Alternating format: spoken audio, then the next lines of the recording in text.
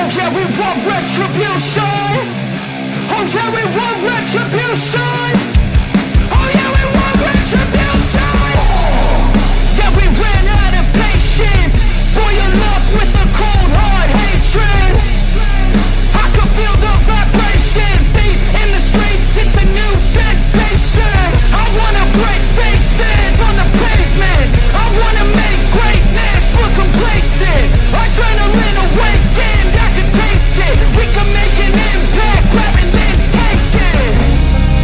Like a disease, bring them to their knees. No pain for their disease. Just like a weed.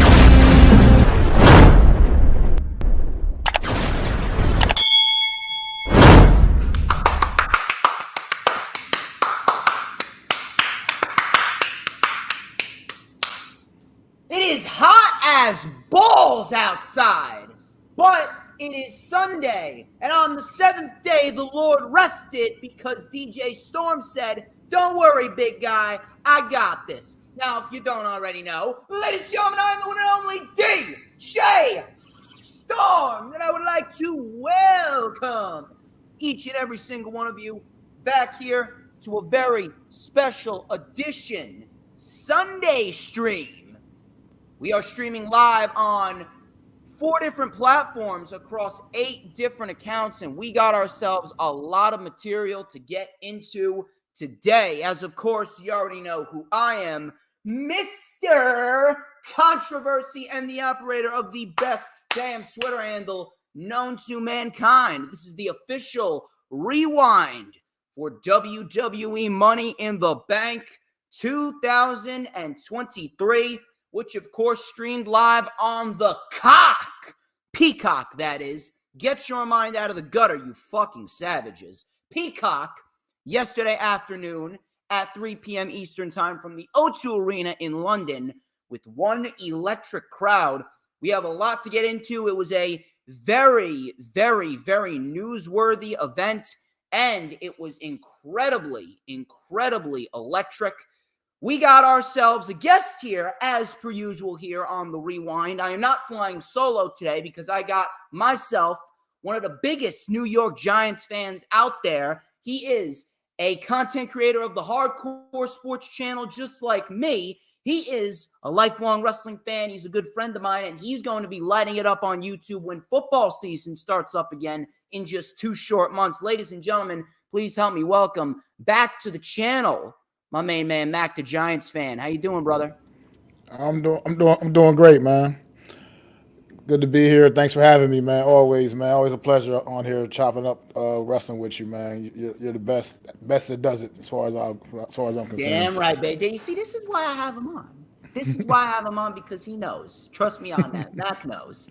But Mac, it was certainly a show that had a lot of big moments and big happenings on it. I thought it was good. It was good. It was not great. The crowd actually made it better than it was. If we did not have the electric crowd that we got, I really don't think it would have been as big as it felt. It wouldn't have felt as impactful as it was by the time 6:30 hit and it was all over, said and done with. But what were your thoughts on the overall pay-per-view? What are your thoughts on the overall matches? And how do you think that WWE formatted this pay-per-view? You think it could have been better? You think it could have been worse? Well, I mean, overall, I mean, it was, like you said, I agree totally. It was good, not great. I mean, we've seen, obviously, better.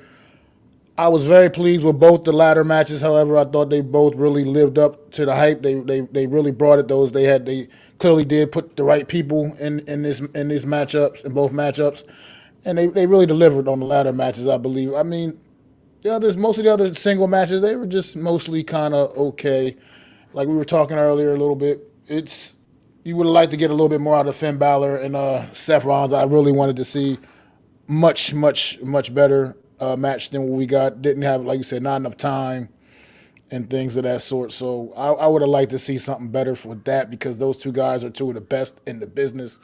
And just think they would have liked to see a better match get put on. And the IC title match also didn't quite live up to the hype we were looking forward to. But at the same time, overall it was still pretty good show, man. Like pretty solid. I think the ladder matches really saved the day.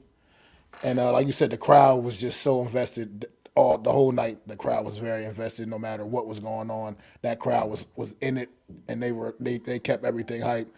So hats off to the London crowd, man. They really delivered from their end.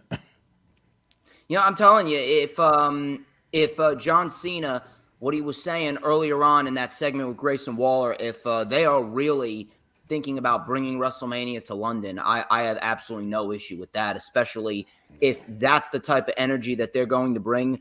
The electricity that was in that arena in the O2, packed with nearly 20,000 people. It legit, you could say it felt like a WrestleMania in July, in a sense. You could honestly say that the energy was that of WrestleMania in the beginning of July. But, the match placement kind of left a sour taste in my mouth. Roman Reigns main eventing for the second time over the World Heavyweight Championship. Like, that's just not right. That just doesn't sit well with me. I don't give a fuck how big of a star Roman Reigns is. Do not main event over the World Championship. There is a 1 in a million type of chance where you main event with a match that is not a World Championship match. Like if you want to do an Anarchy in the Arena, something like that, or if you want to do a major first time ever type of matchup, like maybe for the tag team championships in the main event of the show, or whether it be for the women's title, if you want to have a first time ever women's main event, or whatever it may be. If you want to have like a big faction warfare, something like that, those are the occasions where it's all right to main event with something else other than the world title. But this should not have been the case. And Roman shouldn't have gotten pinned in that match. We're going to talk about that. We're going to talk about the 2 matches concerning Riddle and Gunther and Rollins and Balor that did not deliver. And I actually believe that Vince had a hand in that, and he actually sabotaged those matches because he could not get his way for the Money in the Bank ladder match at the beginning of the show. Well, we're going to talk about that. Trust me, we will. But as far as right now goes, once again, thank you everyone for watching. James Punaseca, he is in the chat right now. Thank you very much for taking the time out of your day to watch. I greatly appreciate you, and I hope that you are having a wonderful 4th of July weekend. Mac, before we get started, where can everybody find you on social media? Well, you can find me right here on YouTube, Facebook, Twitter, Instagram, all right under Mac the Giants Fan, just like it's spelled up here on the screen.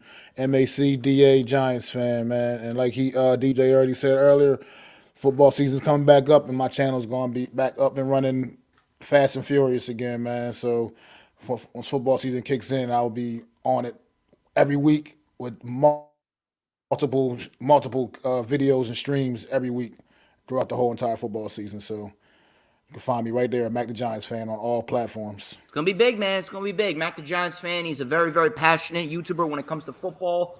I'd like to hope that the Giants do not embarrass us this season, and I am not going to be holding my breath.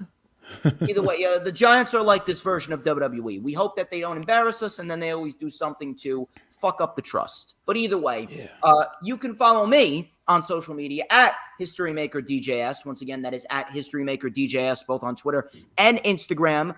All the links are in the description, as well as the link to Mac's social medias. Please make sure that you follow me on Facebook as well. You can like the official DJ Storms business page, and I may just send you an invite to join the official DJ Storms Posse group on Facebook. And for all collaborations and business inquiries, my email is at StormsTakeOver@gmail.com. Send me the emails if you would like to collaborate or potentially work in a business-related partnership, so that way we can both help each other grow. Thank you very much for Billy Wolf. She is currently watching right now. Happy 4th to you as well. I know that you were just coming off a busy weekend. You were at an indie show. You caught up on Money in the Bank, and now you're sitting down with the Maxter and the Stormsmeister. We are getting down to the nitty and the gritty. Please make sure, if you haven't already done so, please share the stream out on all platforms of social media, whether it be Twitter, Instagram, Facebook, Pinterest, Tumblr, Snapchat, TikTok, whatever social media platforms that you may be using. So that way, you can let everyone know that DJ Storms and Mac, we are invading YouTube, Facebook, Twitter, and Twitch, and we are rocking and rolling on a Sunday, because there is no rest for the weary when it comes to wrestling analysts like us. Please make sure, if you haven't already done so, check out Hardcore Sports. Check out all their social media links. They are all in the description. And we are looking to be the number one brand in all of sports analytics across all platforms, talking about all different sports, whether it be baseball, football, wrestling, basketball, hockey, no matter what it may be. You are going to want to stop by Hardcore Sports and show Hardcore Sports some love, because we are on the road to 1,000 subscribers. Forget about Roman Reigns and his 1,000-day reign as world champion. We're talking about 1,000 subscribers for the Hardcore Sports channel. So please go and check us out. We're currently live on the Hardcore Sports channel as well. So hit the subscribe button on the Hardcore Sports channel, hit the subscribe button on my channel, and hit the subscribe button on Matt the Giants Fans channel. We are currently live on his channel as well. 3 YouTube channels at the same time. We get a nice wide outreach. Plenty of methods for you guys to watch the stream on, whether you're using Twitch, Twitter, Facebook, or YouTube. Please do so. And whether it be my channel, Mac's channel, or Hardcore Sports, hit that notifications bell with a huge coup de grace, because that way you're going to know whenever I pop up on YouTube. Because whenever I pop up on YouTube, oh, baby, it is the best time to be on YouTube. You know why? Because it's the only time that you're going to get to see this glorious sideburn chin strap combination and this beautiful mustache right here. Yo, Mac, you know what time it is. You know what time it is. I'm going to bring this shit out right here, this beautifully crafted, magical Ace Black comb, and we're going to light it up right here on the stream with a little and a dash of and a whole lot of because, like, succulent beef lo mein and fried rice, spare ribs, and egg rolls at a Chinese food buffet. I am just so good. You already know the drill. Everybody wants a piece of the Stormsmeister. Let's just be real here. Let's just be real. But anyway, I think we are getting a little bit ahead of ourselves here. Let us get into the festivities here on the Rewind. Enough of the self-brand promotion and business advertisements. Look at how great that pompadour looks on me. Anyway, let's see what we got going on over here. We started off Money in the Bank with the men's Money in the Bank ladder match, which is something that they switched it up with. Usually they start off with the women's Money in the Bank ladder match, but they started off with the men's this year. This was Butch, Logan Paul, Santos Escobar, Damian Priest, Shinsuke Nakamura, LA Knight, and Ricochet. And this was indeed one of the best Money in the Bank ladder matches that we've seen in a long, long time. And I would say probably the best one that we've seen since 2019. 2019 was a fucking great Money in the Bank ladder match that we saw, minus the ending of that match, because we had fucking Brock Lesnar swoop in and take everyone out. He didn't even take anyone out. He literally just ran down to the ring, tipped over Mustafa Ali, and climbed the ladder for the win. It was fucking stupid. But this match, 20 minutes, excellent Money in the Bank ladder match, and we got ourselves, I want to say, a little bit of a shocker, but I'm not too surprised. I'm surprised, but I'm not surprised at the same time. So let's go over what happened in the match first and foremost. So everyone was attacking Logan Paul because Logan Paul was the least favorable individual in this match. No one gives a fuck about Logan Paul. Well, actually, well, they do, but they didn't want to see him win Money in the Bank. So LA Knight, he was fucking over, dude. He was fucking over as shit in this match. People love him some LA Knight, man. So Ricochet and Butch mixed it up a bit. That's a match that I would actually love to see. Logan Paul was booed out of the building. Butch got out 2 tables, and then he whacked people with a cricket bat. Priest and Paul then set up a couple tables. Priest then punched Logan Paul. Escobar with a suicide dive, just all-out chaos. We had Priest setting up a ladder between the apron and the bottom half of some steel steps. Nakamura put Priest on the ladder. Logan Paul dove off the apron with a frog splash onto Damian Priest, and the ladder did not give. So that must have sucked for both men. Back in the ring, we had Ricochet on top of a ladder. Ricochet was on top of a ladder, and Nakamura delivered a German suplex, sliding German suplex to Ricochet off of a ladder. Escobar and Nakamura were then up top. Butch climbed too. Both men were on the ladder bridge, and Ricochet, so Butch had Escobar in a sleeper hold on the ladder bridge, and Ricochet, like a maniac, with a springboard 450 splash onto both men when they were on the ladder bridge. And again, the ladder did not fucking break. Fucking ridiculous. So after that, Priest then dropped Butch. Priest was then hit with a back suplex off the ladder by LA Knight. Ricochet took out Logan Paul with a shooting star press. Escobar went for a phantom driver.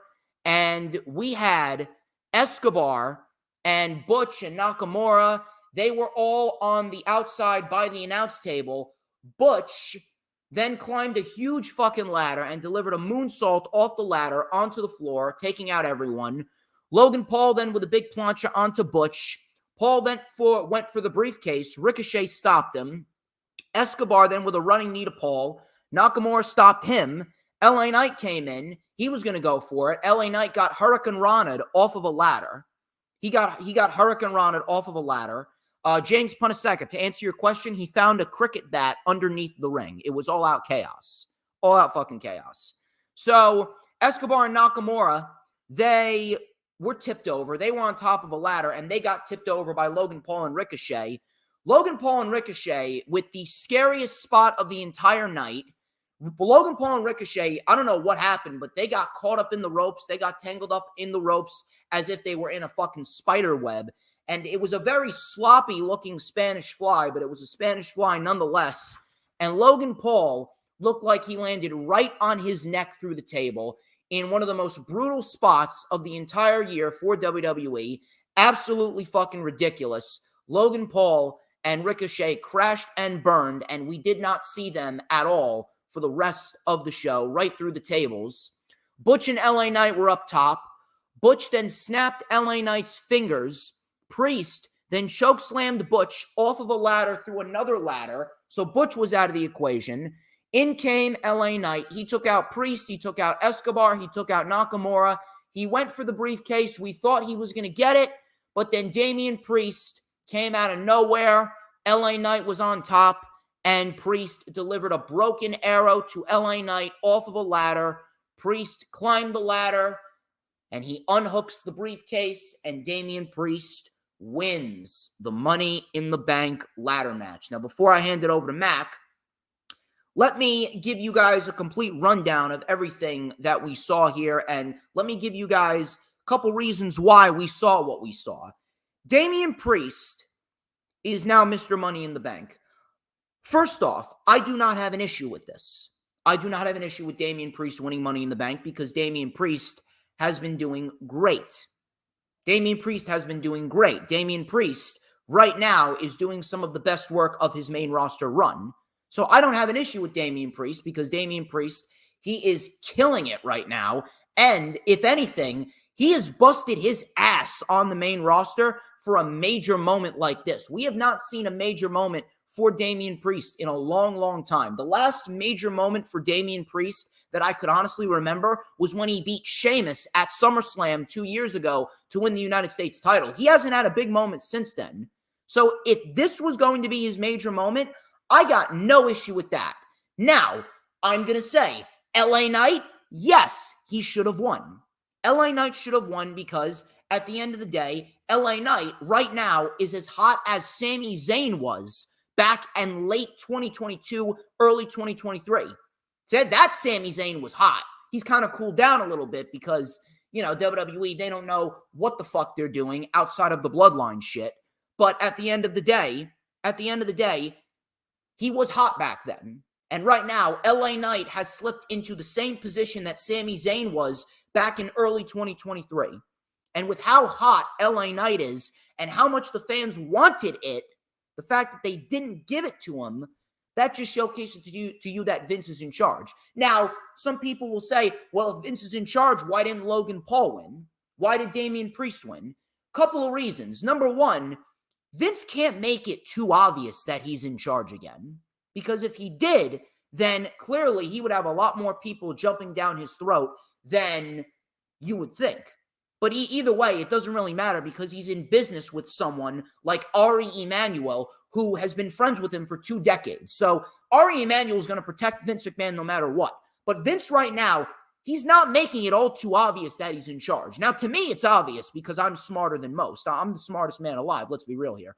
But in the end, Vince McMahon, he's not trying to make it too obvious to the casual idiot that watches WWE. That's why Logan Paul didn't win. Another reason why is because Triple H and Vince McMahon right now, they're like two rams clashing backstage. The biggest storyline in pro wrestling right now, it's not the bloodline. It's the internal power struggle between Vince McMahon and Triple H. And Triple H is trying to stop Vince McMahon from infiltrating in WWE creative other than on certain occasions. So they're going back and forth and back and forth. Triple H wanted LA Knight. Vince wanted Logan Paul. And the only reason why Logan Paul was put in this match was because there were no Vince McMahon guys in this match. I said it on the rundown. Money in the Bank could be considered as the third biggest match of the year. WrestleMania main event's number 1, Royal Rumble's number 2, Money in the Bank's number 3.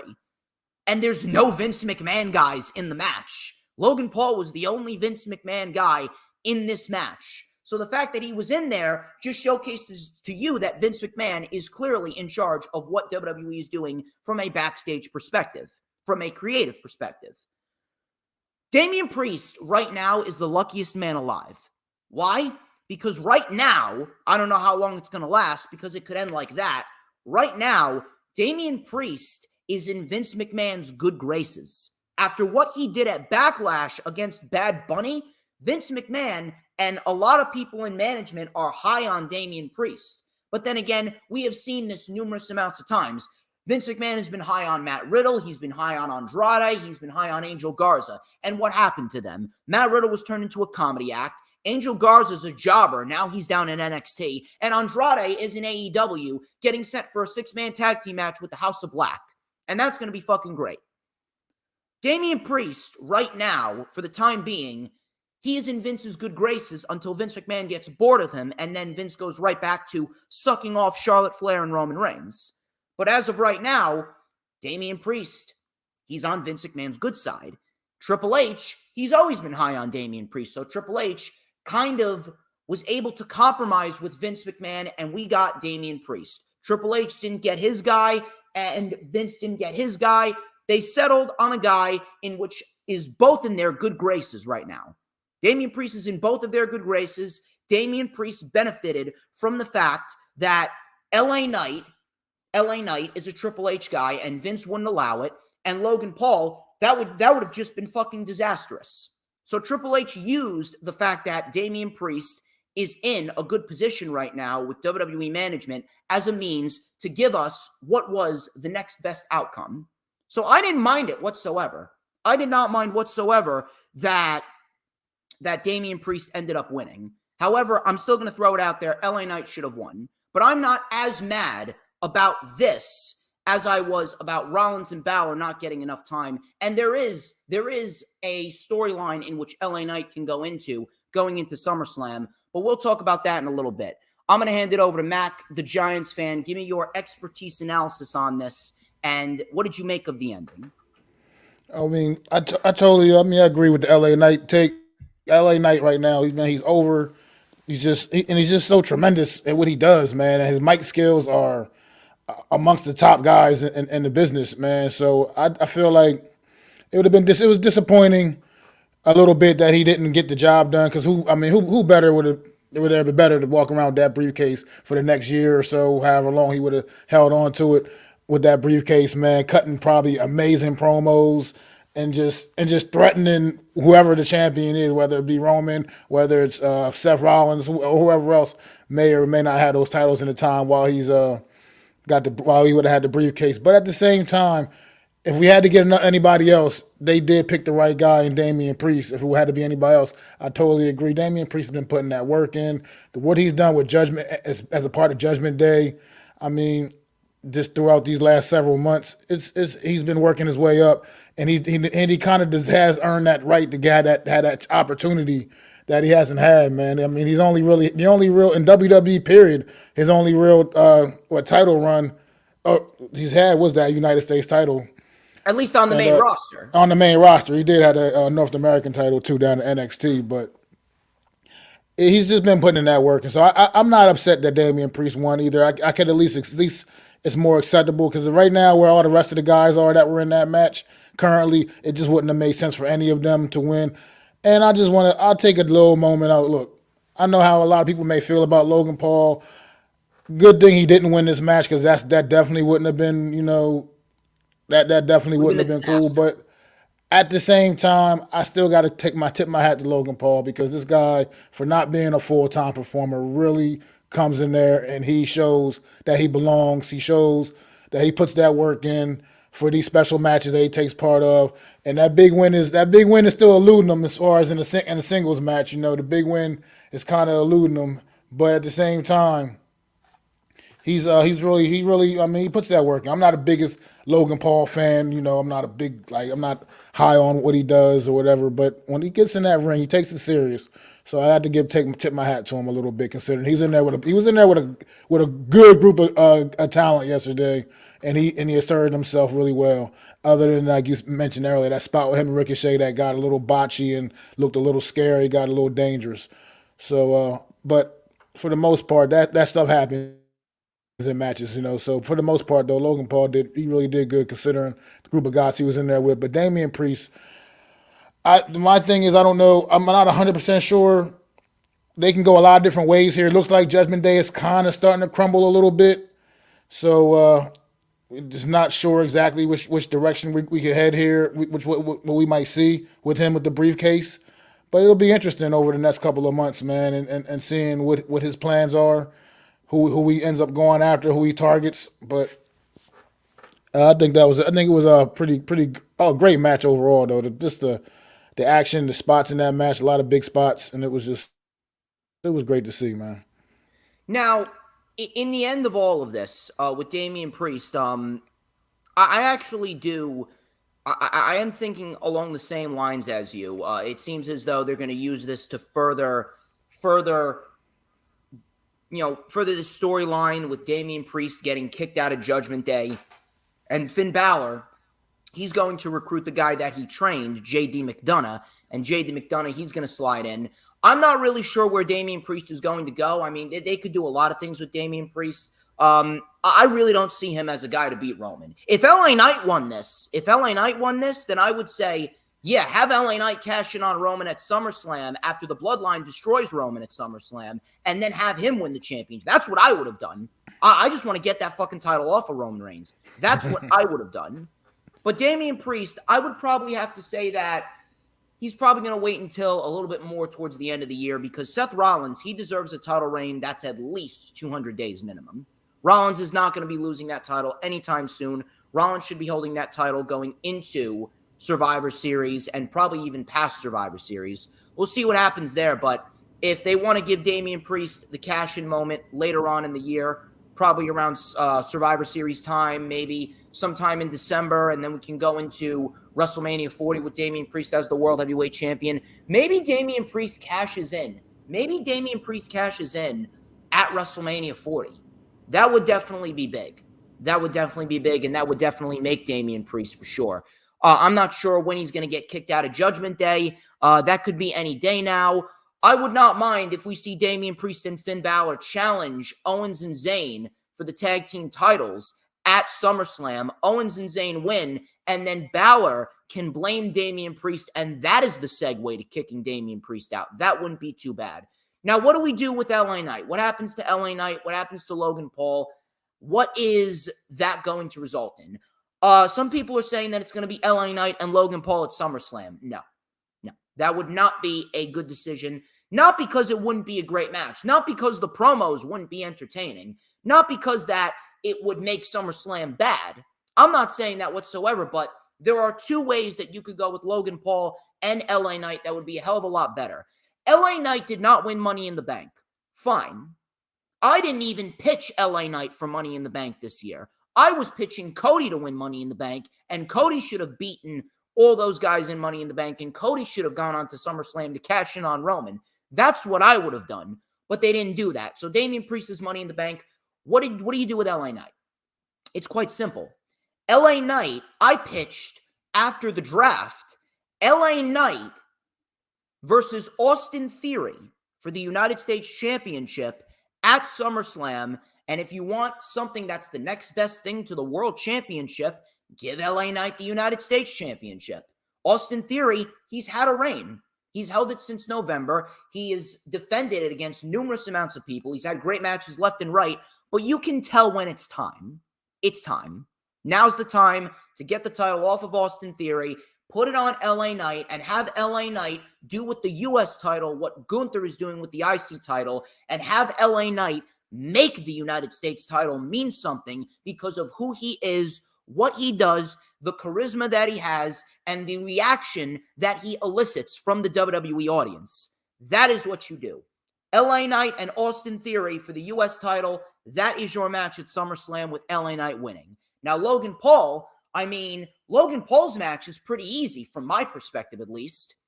Logan Paul's two big viral moments this year were because of one man, Ricochet. Ricochet, he was the one that gave Logan Paul the viral moment at the Rumble where they clashed in midair, and then he gave Logan Paul a viral moment here where he almost broke his neck. So what do? Logan Paul versus Ricochet at SummerSlam. And I mean, holy shit, if there is one match that could potentially rival what Logan Paul and Seth Rollins did at WrestleMania, I would say it's Logan Paul and Ricochet. Those would be two great matches for SummerSlam that would benefit both Logan Paul and LA Knight. And it would benefit Ricochet too, being in a main event style match. It's not going to be in the main event, but it's a main event caliber match, a main event caliber in-ring wrestling match against a guy like Logan Paul at SummerSlam. That would benefit Ricochet just as much as Logan Paul. So Ricochet, Logan Paul, LA Knight, and Austin Theory. Logan Paul, he can do whatever over Ricochet, and then LA Knight, he wins the US title. And then with Judgment Day, I mean, it is a toss-up. I'm not sure what's going to happen with Damian Priest at Judgment Day, but the one thing that I hope doesn't happen, I really hope that Damian Priest does not lose the contract. I really hate when people fail at cashing in the contract because it just diminishes the prestige of the Money in the Bank contract. It doesn't leave a good taste in my mouth whatsoever, but I don't know where they're going to go as far as Judgment Day goes, but those are my predictions for LA Knight and Logan Paul going into SummerSlam. Do you see something happening that's different, or is that the correct route to go? I mean, that sounds amazing. I mean, I think at this point it's time to get some kind of gold around LA Knight's waist. And that sounds like a good one. Like, go ahead and bring, like you said, bring that extra prestige back. Not that, like you said, Austin Theory he's had a good run, and he's definitely hasn't backed down from anyone. He's kicking on all challengers, but like you said, when it's time, and it's time to get gold around LA Knight's waist. And that actually wouldn't be a bad one either. Start off with, get him with the U.S. title and have build a good run with that. Work his way up a little bit more into the world title picture. However, they want to go that route. And as far as Logan Paul and Ricochet, I didn't even think about it like that. But you're right. I mean, it's only logical. It just totally makes sense. Like you said, Logan Paul's had two big moments now this year, like really big ones that people are never going to forget. And they did both involve Ricochet. So why not get something going with those guys? Have put on a banger of a match at which it would be an absolute banger at SummerSlam. These guys would be flying all over the place, putting everything on the line. It would be a great match, very entertaining to watch. So I'd definitely be all about that, man. I never even really gave that much thought and thought about that from that perspective. But it's definitely time to get gold around LA Knight's waist because you're just wasting him away at this point, and he's just too good for that. I mean, he's just way too talented. Now, what about Judgment Day? How can you see Judgment Day kicking out Damian Priest? Do we go with the tag team title situation? Because, I mean, I don't really see any other tag team that could be willing to challenge Owens and Zayn other than the Judgment Day. And the Judgment Day, they do own a pinfall victory over Owens and Zayn a couple of weeks back. I don't know why they haven't brought that to light. I mean, that's fucking stupid that they haven't brought that to light. But that right there would be a great tag team title match for SummerSlam. There would be story going into it, and ultimately it could result in Finn Balor kicking out Damian Priest and bringing in JD McDonough. Shout out to Dee, by the way. She's in the chat. She's my number one mod. Thank you very much. But how can you see the Judgment Day ultimately excommunicating Priest? I think it's just going to kind of be a somewhat slow process of them. This is going to be him and Finn Balor continuously butting heads at every turn, like we saw last night once again. at the show last night. It's just going to be. I think it's going to be something just continuous, ongoing until it finally all comes to a head. Because even after when Damian Priest won, it almost made me think: are they possibly going to take this title off of Rollins tonight? And then not a chance. I knew. I didn't dare. I was just saying, but could they possibly be potentially going in that direction, and then have Damian Priest cash in on Finn Balor? And I was just thinking, so I don't. It's just going to be a little process. They do everything kind of a little slow in WWE, so it's not going to be anything fast. It's not going to be anything they're going to rush into. But I feel like it's just going to be a continuous. Just him and Finn Balor continuously butting heads until it finally just comes to a boiling point. And like you said, that makes sense. JD McDonough would probably be the perfect guy that they're going to slide in, take his place. I could see that possibly happening. It's going to be interesting to see when, because I don't know. I feel as though like the more that they stall it, the less and less value it's going to have, because JD McDonough hasn't been showcased on Raw at all. I don't know. That's just me. But either way, excellent match, and Priest won.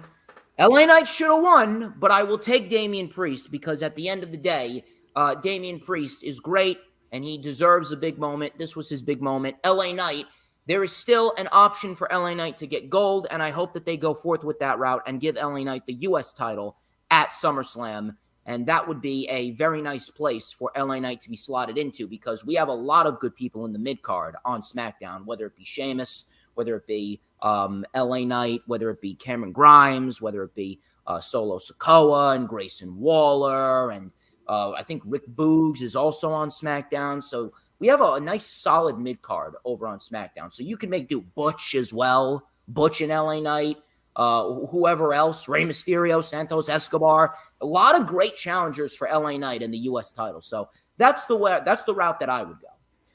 From there, we go into Ronda Rousey and Shayna Baszler versus Liv Morgan and Raquel Rodriguez, undisputed WWE Women's Tag Team Championships. This was not bad. It wasn't bad, but again, this was probably the match that people had the least amount of care going into it. But in the end, I was actually very pleased with what we got. Not because of who won the tag team titles, because let's be real, no one gives a fuck about the women's tag team titles, but because of who turned on who, and we will talk about that in just a minute. Let's go over what happened in this match. So Morgan was thrown over the top onto Shayna and Ronda, powerbomb style. So it wasn't just some rinky-dink tag team match. They were actually trying to put forth some work. Baszler then stomped on Liv's previously injured shoulder, and that was the target of the match. Ronda and Baszler isolated Morgan in the corner. Liv fought back. Ronda locked in an ankle lock.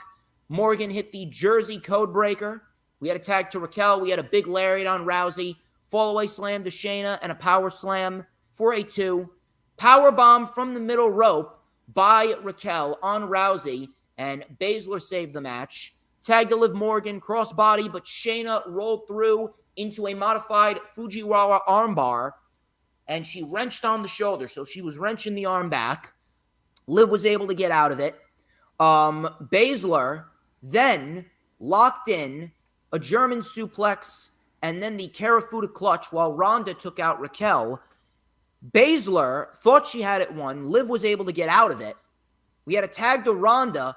All of a sudden, as Ronda was going to lock in the armbar on Liv Morgan and win the match, Baszler blasted Ronda Rousey from behind to a huge fucking pop by the crowd, gave her the Karafuda clutch, and left Ronda in the ring to get beaten as the crowd chanted, "Thank you, Shayna."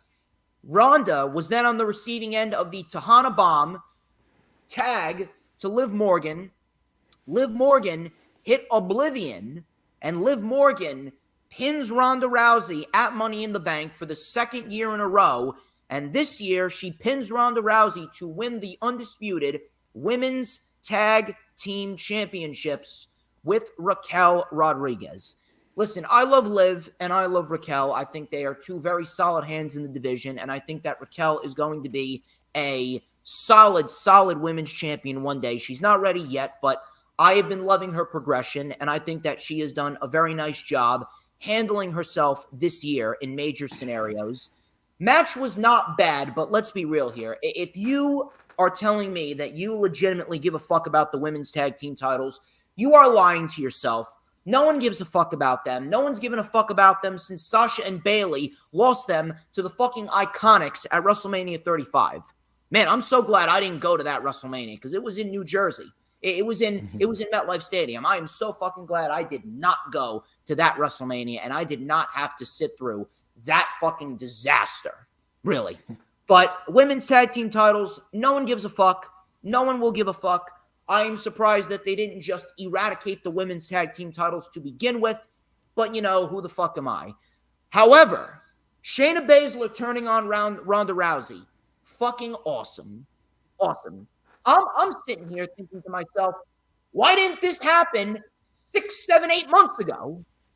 Why didn't this happen 7 to 8 months ago? If anything, Shayna should have been the one to take the championship off of Ronda Rousey, not Charlotte. No matter how good Charlotte and Rhea was, no matter how good it was, we did not need that match. That should not have been the match. It should have been Rhea and Bianca.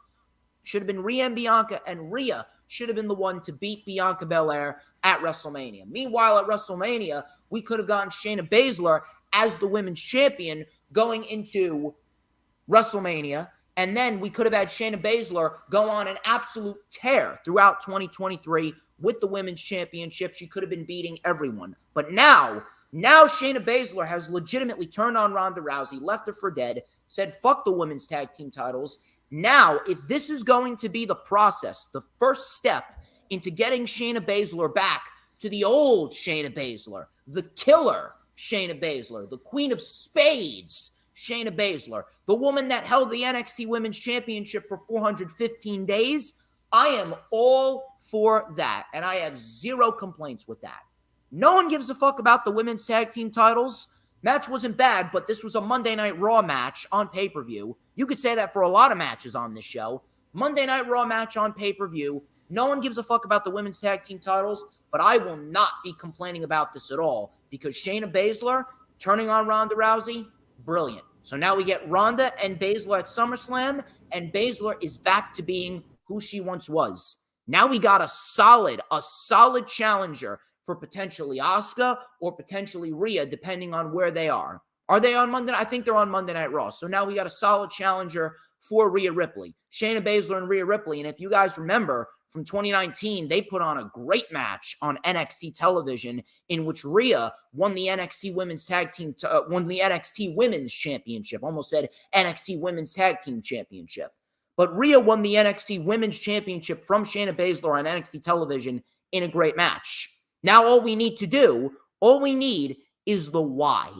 We need the why. All we need is Shayna Baszler to go out there and say, I am sick and tired of living in Ronda Rousey's shadow. I am done being the woman that carries the weight around in this team. I am sick and tired of being overlooked. I am going to destroy Ronda Rousey, and you're going to see the old Shayna Baszler. You're going to see the killer Shayna Baszler, and I'm going to run this fucking division because I'm the best when it comes to me and Ronda Rousey. I'm the superior one. That's all we need. But Mac, let me hear it. The floor is yours. Absolutely, man. The match, like you said, it was okay. Nothing, to write home about. But it was just that it was after the end of the match that stole the damn show, stole everything right there. Shayna Baszler hopefully will finally get the singles push she has deserved from the entire time she's been on the main roster. I mean, they have just put her in the most random tag team scenarios. I mean, with Nia Jax, she had a little small brief run with Natty, and then now the Shayna Baszler. I mean, and then now the Ronda Rousey thing, where she was almost basically Ronda Rousey's flunky in a sense.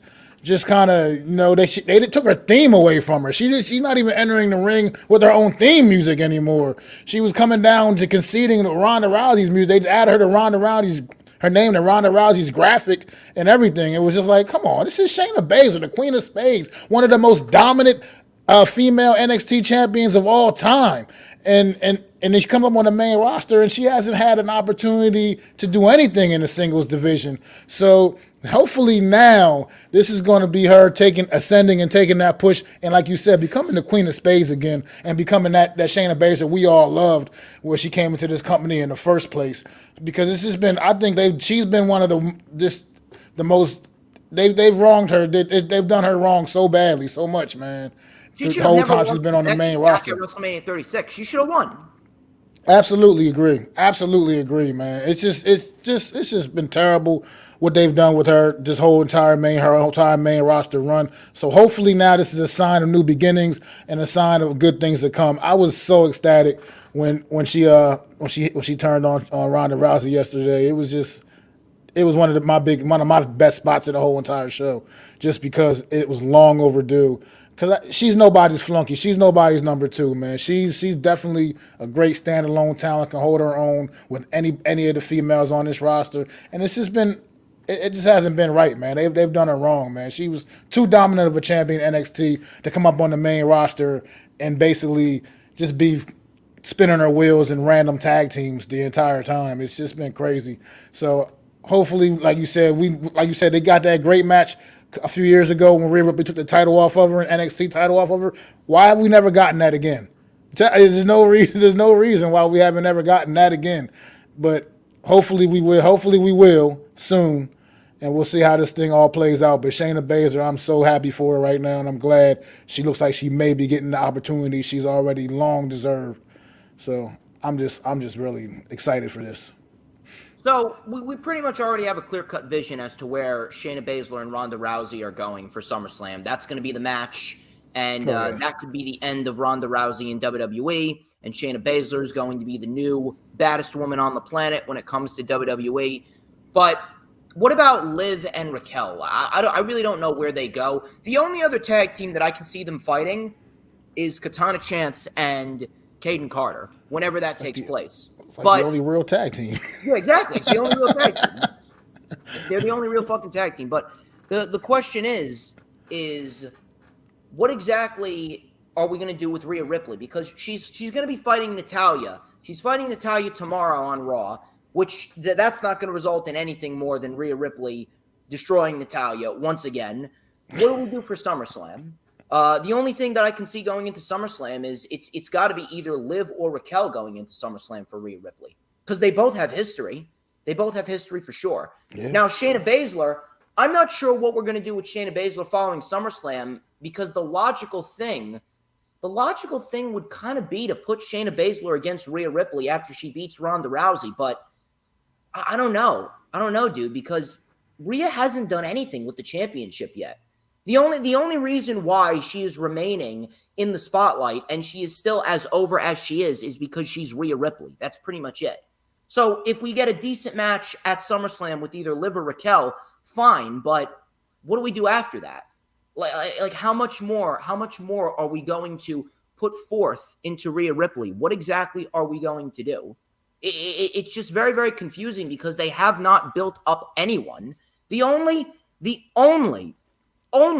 individual that realistically has a big time opportunity at Rhea Ripley, and I don't mean to make a pun there, but the only individual that has the credibility to go up against Rhea Ripley and make it believable right now is Becky Lynch, and she's in a program with Trish Stratus, and I fucking hope to God that doesn't cross over with Rhea Ripley, because if we got Trish Stratus competing for a women's championship in 2023, I mean, you want to talk about going completely backwards. That's it right there. I can see Trish and Becky clashing at SummerSlam in tag team form. Trish is going to have Zoe, and Becky is going to have Lita. That's what I can see. But what do you do with Rhea Ripley? A match with either Raquel or Liv, and then afterwards, realistically, the next option is Shayna. I don't know where the fuck is Candice LeRae? Where's Candice LeRae? Where's Nikki Cross? Where's Nikki Cross? Where are these guys? Where are these women? Where the fuck are they, dude? Who knows? I don't know. Do you have an idea? Where do they go? No clue. It's like they just fell off the face of the earth or something. Like, I had no idea what happened to any of these women. But do you think there's any opportunity? Because right now, Asuka's kind of involved with Charlotte, Bianca Belair, this whole Charlotte, Bianca Belair thing. Any opportunity they might even start potentially teasing maybe Io teasing like EO and Rhea Ripley possibly. It's not the time yet. Not the time yet. I Not mean, the time because yet. If anything, I would have Rhea Ripley hold the title all the way into WrestleMania. It's either Asuka or it's either Rhea Ripley. So here's a question. What exactly would you want to go with? Do you have EO and Asuka feud going into a SummerSlam? Do you have them feud going into the end of the year? Because let's be real here. After September, October, November, and December, that is the lull period for WWE. That's a period where not a lot of people really give a shit about the company. And a lot of people are kind of just, they're laid back and they want to spend time with their family and friends for Halloween and Thanksgiving and Christmas and or Hanukkah or Kwanzaa, whatever the fuck you celebrate. And you just want to relax. That's pretty much the mentality of people. People care about wrestling the least during the last 3 months of the year. So I don't know what you want to do.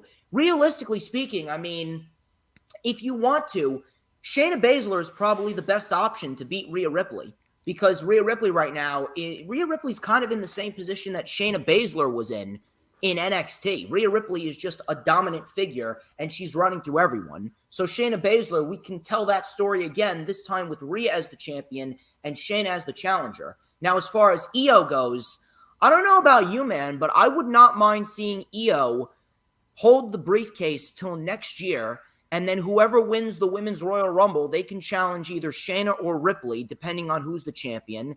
And then whoever wins the Women's Royal Rumble, they go on to face the champion on Raw. EO cashes in her Money in the Bank contract on Asuka at SummerSlam straight up, and we get the legit one-on-one, not a fluky cash-in. We get a legit one-on-one program and feud with EO and Asuka going into WrestleMania 40. Because that's the stage that type of match deserves to be on. I can see it, but I was thinking like maybe, I don't know, because it's pretty like a foregone conclusion. SummerSlam, we're going to get triple threat Charlotte, Bianca, and Asuka. I don't know what's going to happen after that. But that seems to be all but confirmed. I do think that EO is going to go into a program with Bayley now, so that should keep her occupied. I mean, yeah, okay, something like that for right now for EO. But I would love to see EO and Asuka start working together, a program maybe like you said, even as soon as the Royal Rumble, honestly, even going maybe as early as the Royal Rumble going and heading towards WrestleMania. I would not be.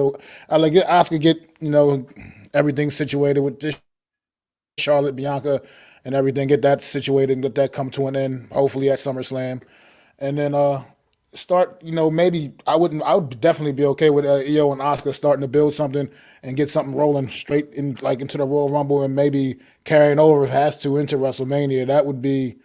I think that would be pretty dope, pretty awesome, man. I would love to see those two hook up in the ring, man. It's been like one of my dream matches for women dream matches since they both been on the main roster. So I'm waiting to see that. I would love to see it happen. Asuka and EO, I think, will put on a show. Well, we'll see what happens there, but after that, Shayna Baszler, she turned on Ronda Rousey, and hopefully we should be getting the Queen of Spades back.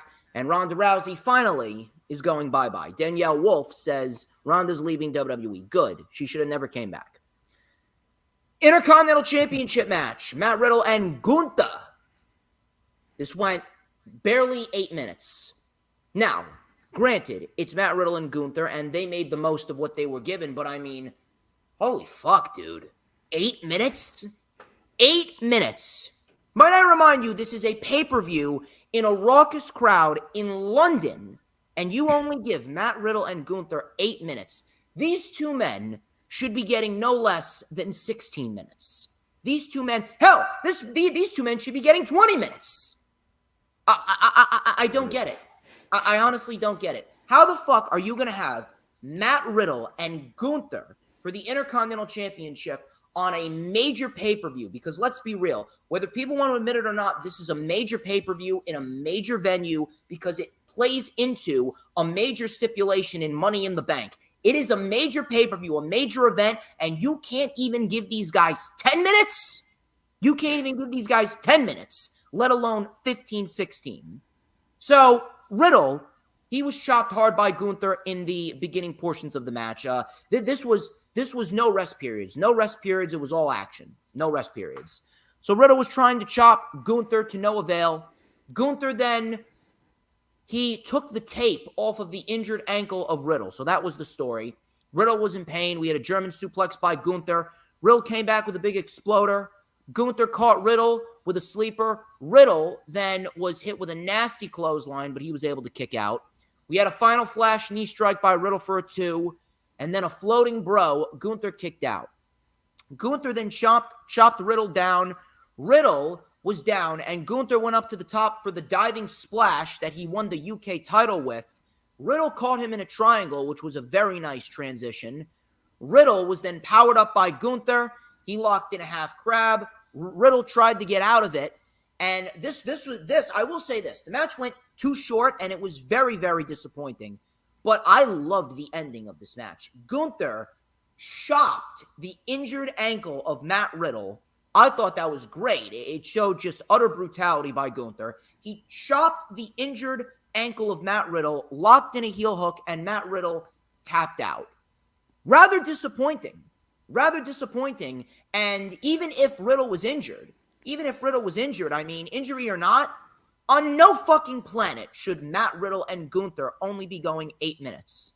And I didn't really think too much of it until we got to Rollins and Balor. And we're going to talk about what that really meant and how disappointing that was, because those were 2 matches that could have easily have been match of the year candidates. And it's almost like they didn't even allow them to even get going. They almost didn't even allow them to break into that, oh my God, this is a great match. It wasn't bad. Gunther and Matt Riddle, they never had bad matches. But 8 minutes? 8 fucking minutes on a pay-per-view. I'm sorry, but that is just fucking inexcusable. Inexcusable. There is no excuse why Matt Riddle and Gunther should not be getting at least 15, 16 minutes, especially on a pay-per-view like this in front of a crowd like that. And on top of that, what happened afterwards, listen, it was great what happened afterwards, but in the end, no matter how great it was, you kind of took a lot away from Matt Riddle. You kind of undervalued Matt Riddle a bit. So Matt Riddle, he taps out. Gunther makes him tap out because he locked in an ankle hook on the injured ankle. All of a sudden, Drew McIntyre's music hits. He comes out marching to the ring to a major fucking pop. He gets into the ring. Gunther stares him down. Gunther pie-faced McIntyre. McIntyre with a Glasgow kiss and a big claymore. And Gunther is down while Drew holds up the Intercontinental Championship. And the entire time, I'm thinking to myself, well, that's it. Gunther's reign is over. There is no reason why Drew McIntyre would come back unless he's either beating Gunther or he's beating Rollins or Roman. And Roman, I mean, let's be real here. WWE takes Roman Reigns' dick 8 inches up their ass every single night. So Roman Reigns clearly is not going to be losing to Drew McIntyre. Rollins, he just won the World Heavyweight Championship. So if Rollins is going to lose to Drew McIntyre, it would probably have to wait until the end of the year. And I don't think Drew wants to wait until the end of the year. Then you got Gunther. Gunther's already had a reign, but I mean, unless he holds the title until September 7th, he's not breaking the Honky Tonk Man's record.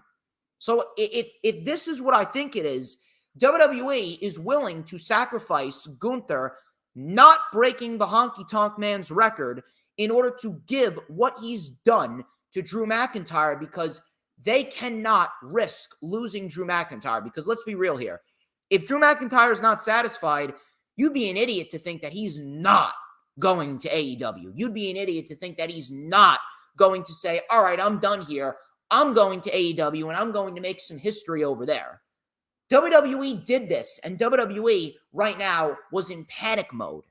WWE was in panic mode. They already fucked up with Cody at WrestleMania. They already fucked up with LA Knight. Can you imagine if they fuck up and lose Drew McIntyre? That would be the biggest 1, 2, 3 hit that WWE has taken in a long, long time. So they were in panic mode, and they needed to give in. Drew McIntyre, he doesn't give a shit about the money. It is all about the creative. It is all about the creativity and where he could possibly go going into the future. And he was not pleased with it. He was not pleased with it. So he gave WWE an ultimatum. And the ultimatum is going to be a match with Gunther at SummerSlam, and Drew McIntyre is going to be the new Intercontinental Champion. But here's the interesting part about it. How much you want to bet that WWE is just doing this to shut Drew McIntyre up? How much do you want to bet that WWE is just doing this to shut Drew McIntyre up, and then after he beats Gunther, they're not going to do anything with Drew McIntyre? It's the same thing that what's going on with Sheamus. Sheamus is fighting Austin Theory this Friday on SmackDown in Madison Square Garden for the United States Championship. I would not be shocked. Listen, I would have Austin Theory retain, but I would not be shocked at all if we see Austin Theory lose and Sheamus win, because Sheamus was complaining how WWE dropped the ball on the Brawling Brutes, and he wants better.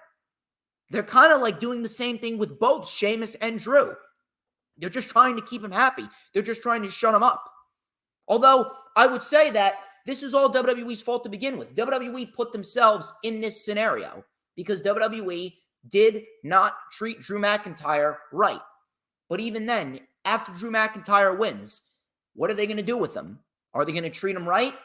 His name ain't Roman Reigns. So 95, 96, 97% of me is saying, no, they're just doing this to shut him up. He's going to hold the title for X amount of days, and then after they take the title off of him, he's going to be disregarded again. That's just me. And then on top of that, you kind of took a lot of the focal point and a lot of the thunder away from Matt Riddle. You used Matt Riddle as a stepping stone to get to Drew McIntyre. I'm sorry, that's not what you do. You can't use Matt Riddle as a stepping stone just to try and get to Gunther. That right there is fucking pathetic. Matt Riddle deserves a hell of a lot better than that. Not a bad match. It wasn't bad, but I mean, you can't really do much with 8 fucking minutes. And Drew McIntyre, he will be your new Intercontinental Champion at SummerSlam. So, I mean, SummerSlam, let's be real. SummerSlam is shaping up to be a damn good event, if that's the case. Roman and Jey Uso, more than likely. Drew and Gunther, LA Knight, Austin Theory, Logan Paul, Ricochet, Judgment Day versus Sami Zayn, Kevin Owens, Asuka, Charlotte, and Bianca. So it's shaping up to be a decent event, but there's a lot of underlying issues with everything. But, Mac, I am going to hand it over to you. Give me your analysis on this. What you got for me? Yeah, another, like you said, this match just, I mean, it was, like you said, while it was really pretty good for the time that we had, it was just, like you said, way too short, ended way too quickly. Hats off to Matt Riddle, man. You getting to step in the ring with anybody steps in the ring with Gunther, man. Taking those chops, man. Gunther is hard hitting. He's as physical as it gets.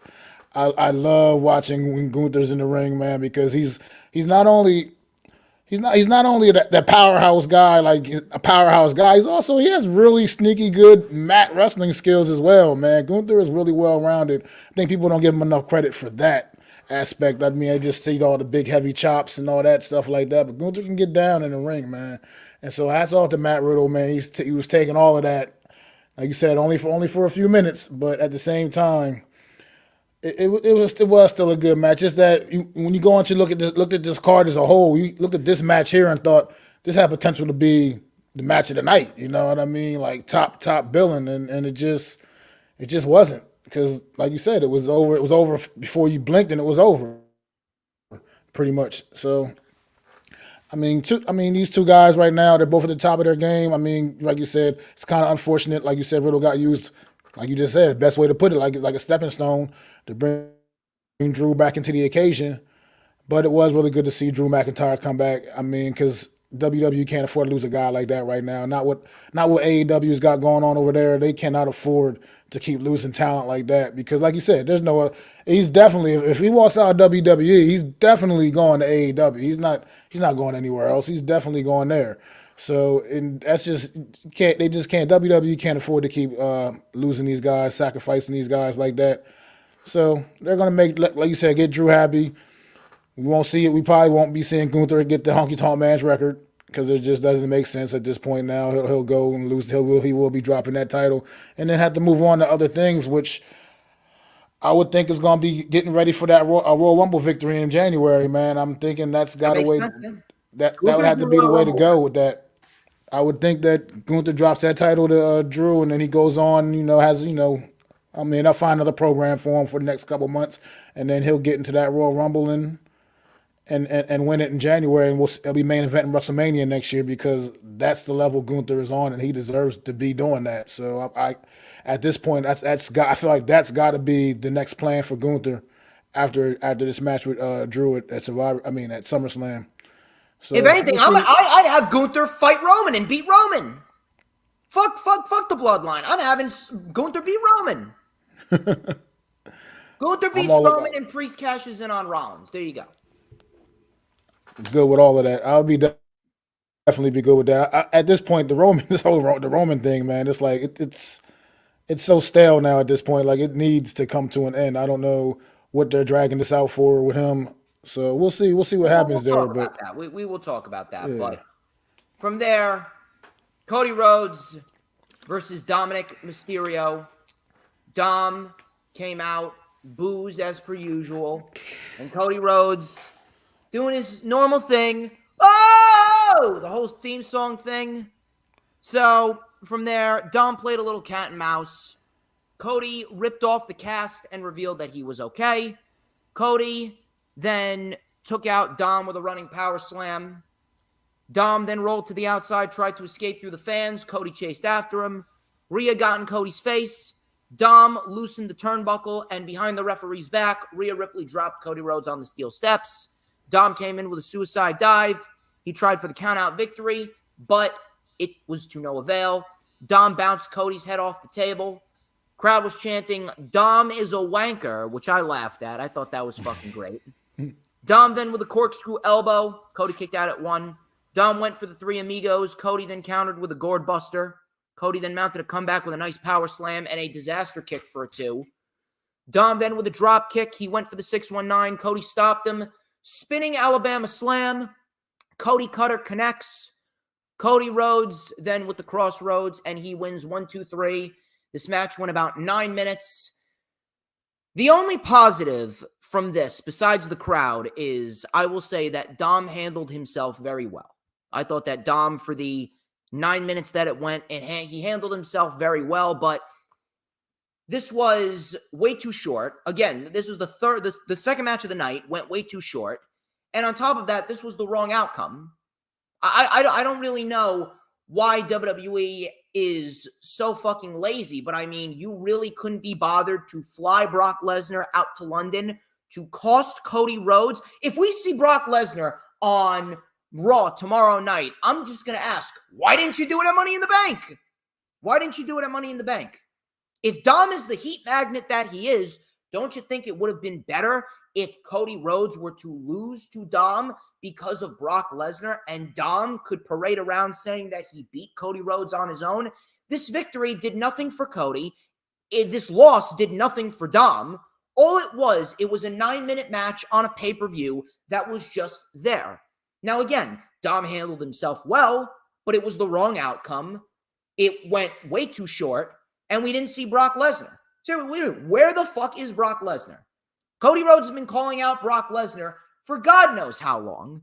Don't you think it would have made sense that if Brock Lesnar was going to get called out by Cody Rhodes since Night of Champions, don't you think that it would have made a little bit more sense if Brock Lesnar showed up at Money in the Bank and cost Cody Rhodes and Dominic Mysterio got the win, and Dominic Mysterio could have been walking around with all of this fucking machismo and the crowd just booing the shit out of him? Don't you think it would have fit the whole adversity over Brock Lesnar storyline that Cody Rhodes is going through right now? But, who the fuck am I? I'm just a know-nothing mark from New Jersey who's smarter than legitimately everyone else. It's fucking unbelievable. I don't get it. It was just there. That's pretty much it, dude. It was just there. Cody Rhodes and Dom, it was suited for Raw. You could have put this match on Monday Night Raw. It's like he didn't even need to get on the show.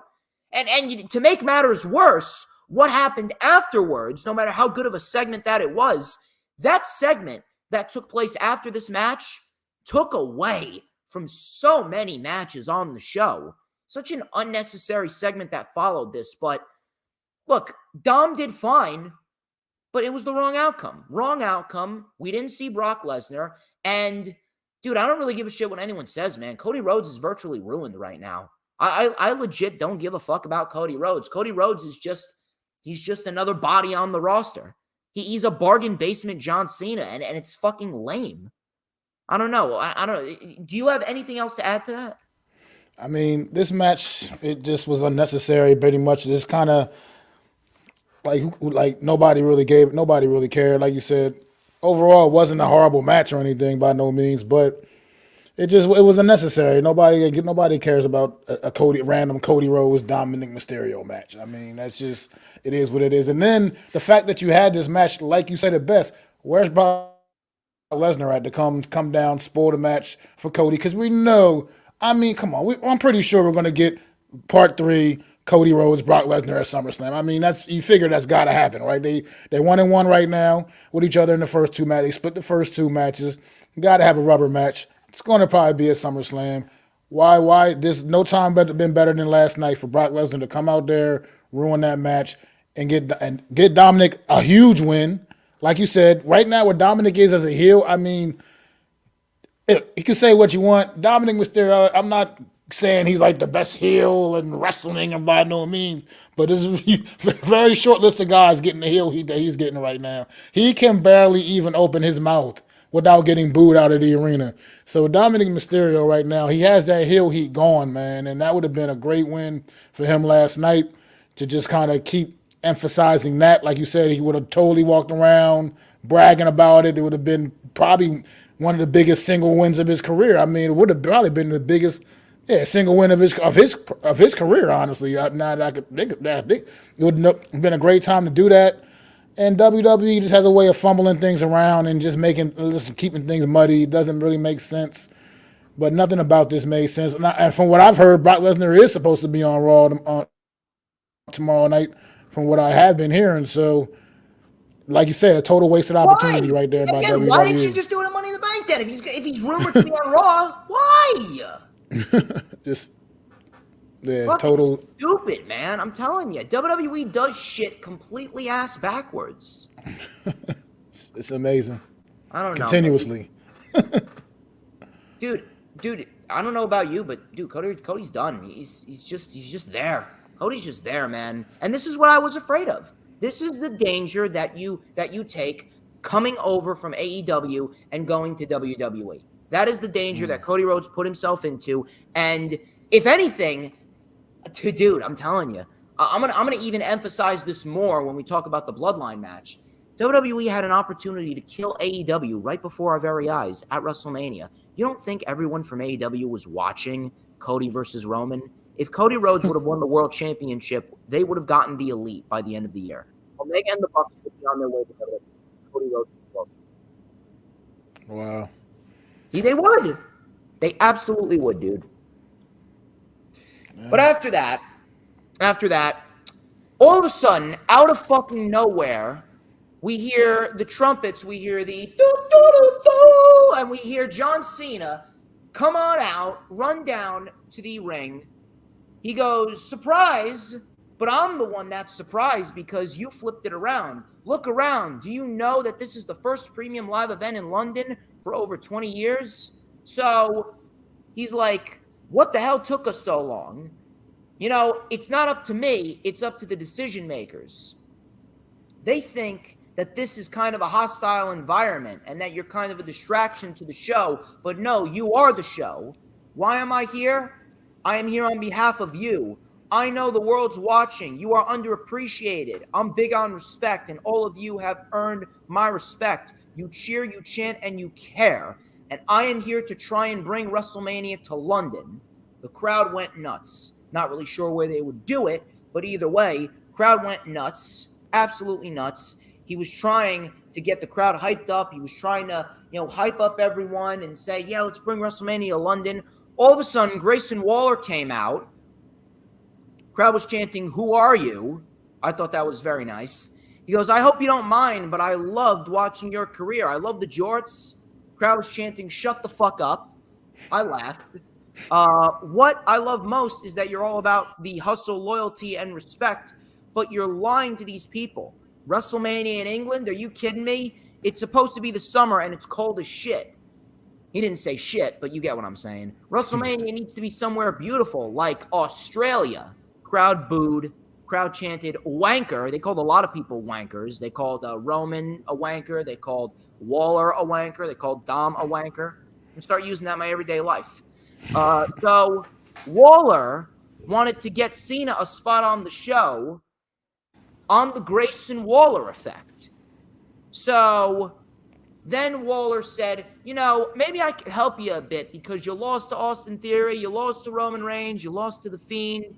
Let me be Superman and let me save your career. So Cena said, no one says no to the Grayson Waller effect, said Grayson Waller. Cena, he said, oh yeah, I'll pass. So Cena said, can I spend some time with my friends? Because I want the world to know what it's going to be like when WrestleMania comes to London. So Waller then attacked John Cena, and then Cena gave Waller an AA, and that was pretty much it. Now, first things first, I will say this. This segment had big-time energy. I will say that. The crowd was fucking electric. They were electric all fucking night, and this segment, it honestly felt like this was a world championship match. It honestly felt like it had the energy of a world championship match when in reality it was just a nothing segment with John Cena and Grayson Waller. And here's what I will say. Another positive I will say. If this is leading to John Cena versus Grayson Waller at SummerSlam, I don't have an issue with that. I don't have an issue with that whatsoever. I would love that. I think that would be a great big-time matchup for Grayson Waller on the show, and it would really be a nice way to introduce Waller to the WWE audience, kind of like what they did with Kevin Owens and John Cena back in 2015. So I don't mind if we get ourselves a John Cena versus Grayson Waller match at SummerSlam. Crowd was electric. However, this was easily the most unnecessary thing on the show. There is no reason why you couldn't have taken this and you couldn't have put it on SmackDown. You could have easily have put this on SmackDown in the O2 Arena the night before, and it would have been just as effective. Because let's be real here. I don't give a fuck about a championship contenders match with Ridge Holland and Austin Theory. I don't give a fuck about Shotzi versus Bayley in a nothing match on SmackDown. This would have fit perfectly on SmackDown, and it would have been just as effective, and the crowd would have been just as loud. The crowd would have been just as loud, they would have been just as energetic, and it would have had the exact same effect. This segment went nearly 15 minutes. This match went longer than the world title match. This match went longer than Dom and Cody.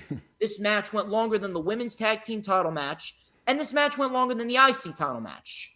How exactly are you going to have a segment, a talk show segment, on a fucking pay-per-view go longer than half the fucking card? What logic does that make? Why? If you wanted to set this up, this should have been on SmackDown. And you could have easily have given a little time to Dom and Cody. You could have given a little time to Riddle and Gunther. You could have given a little time to Rollins and Balor. This segment did not belong on the show. It was energetic. It was loud. It was awesome. I loved it. But it did not need to be on the show. This should have been on SmackDown the night prior to Money in the Bank. Because the night prior, SmackDown was in the O2. Plain and simple. This should not have been on the show. Because this segment took time away from two matches that could have easily have been match of the year candidates, and it took time away from another match that felt like a Raw match on a pay-per-view.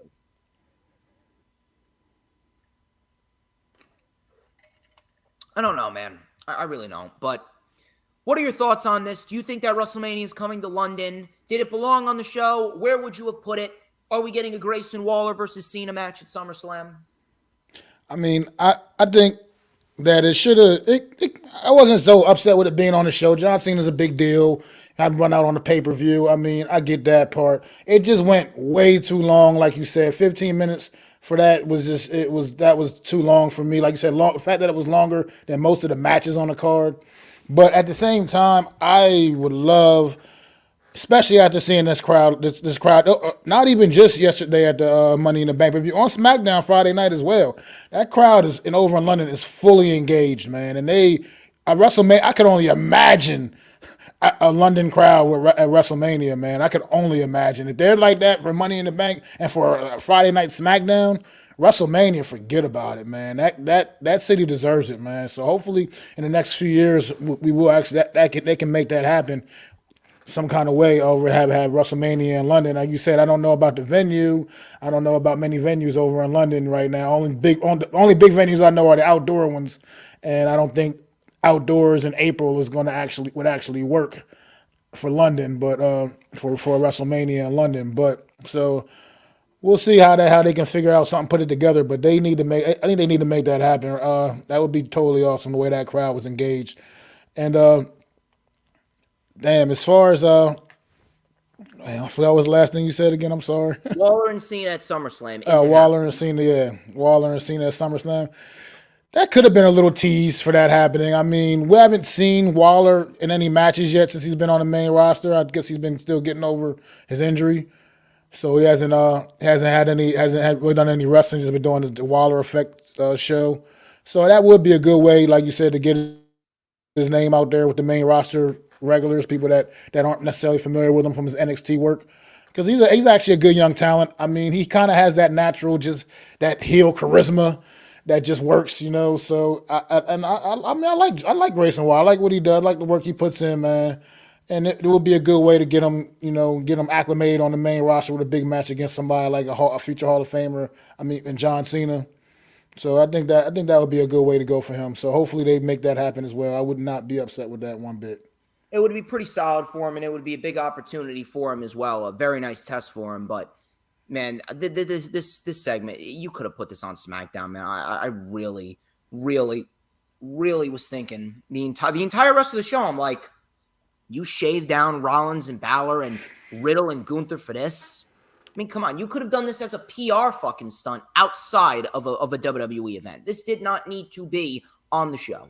It was an electric segment, but it didn't need to be on the show. Bayley, Trish Stratus, Io Sky, Zoe Stark, Becky Lynch, Zelina Vega, women's Money in the Bank ladder match. This was probably the best women's Money in the Bank ladder match that we've seen since 2018. I remember 2018. That was a damn good fucking match. Really, really, really good fucking match. It was headlined by the wrong winner. Alexa Bliss should not have won. But either way, I know that match was a great match where everyone worked their fucking ass off throughout that match. I believe that match had Ember Moon in there. Sasha was in there. Charlotte was in there. Becky, I believe, was in there. Who the fuck else was in there? I can't even fucking think. Alexa was in there. She didn't do shit.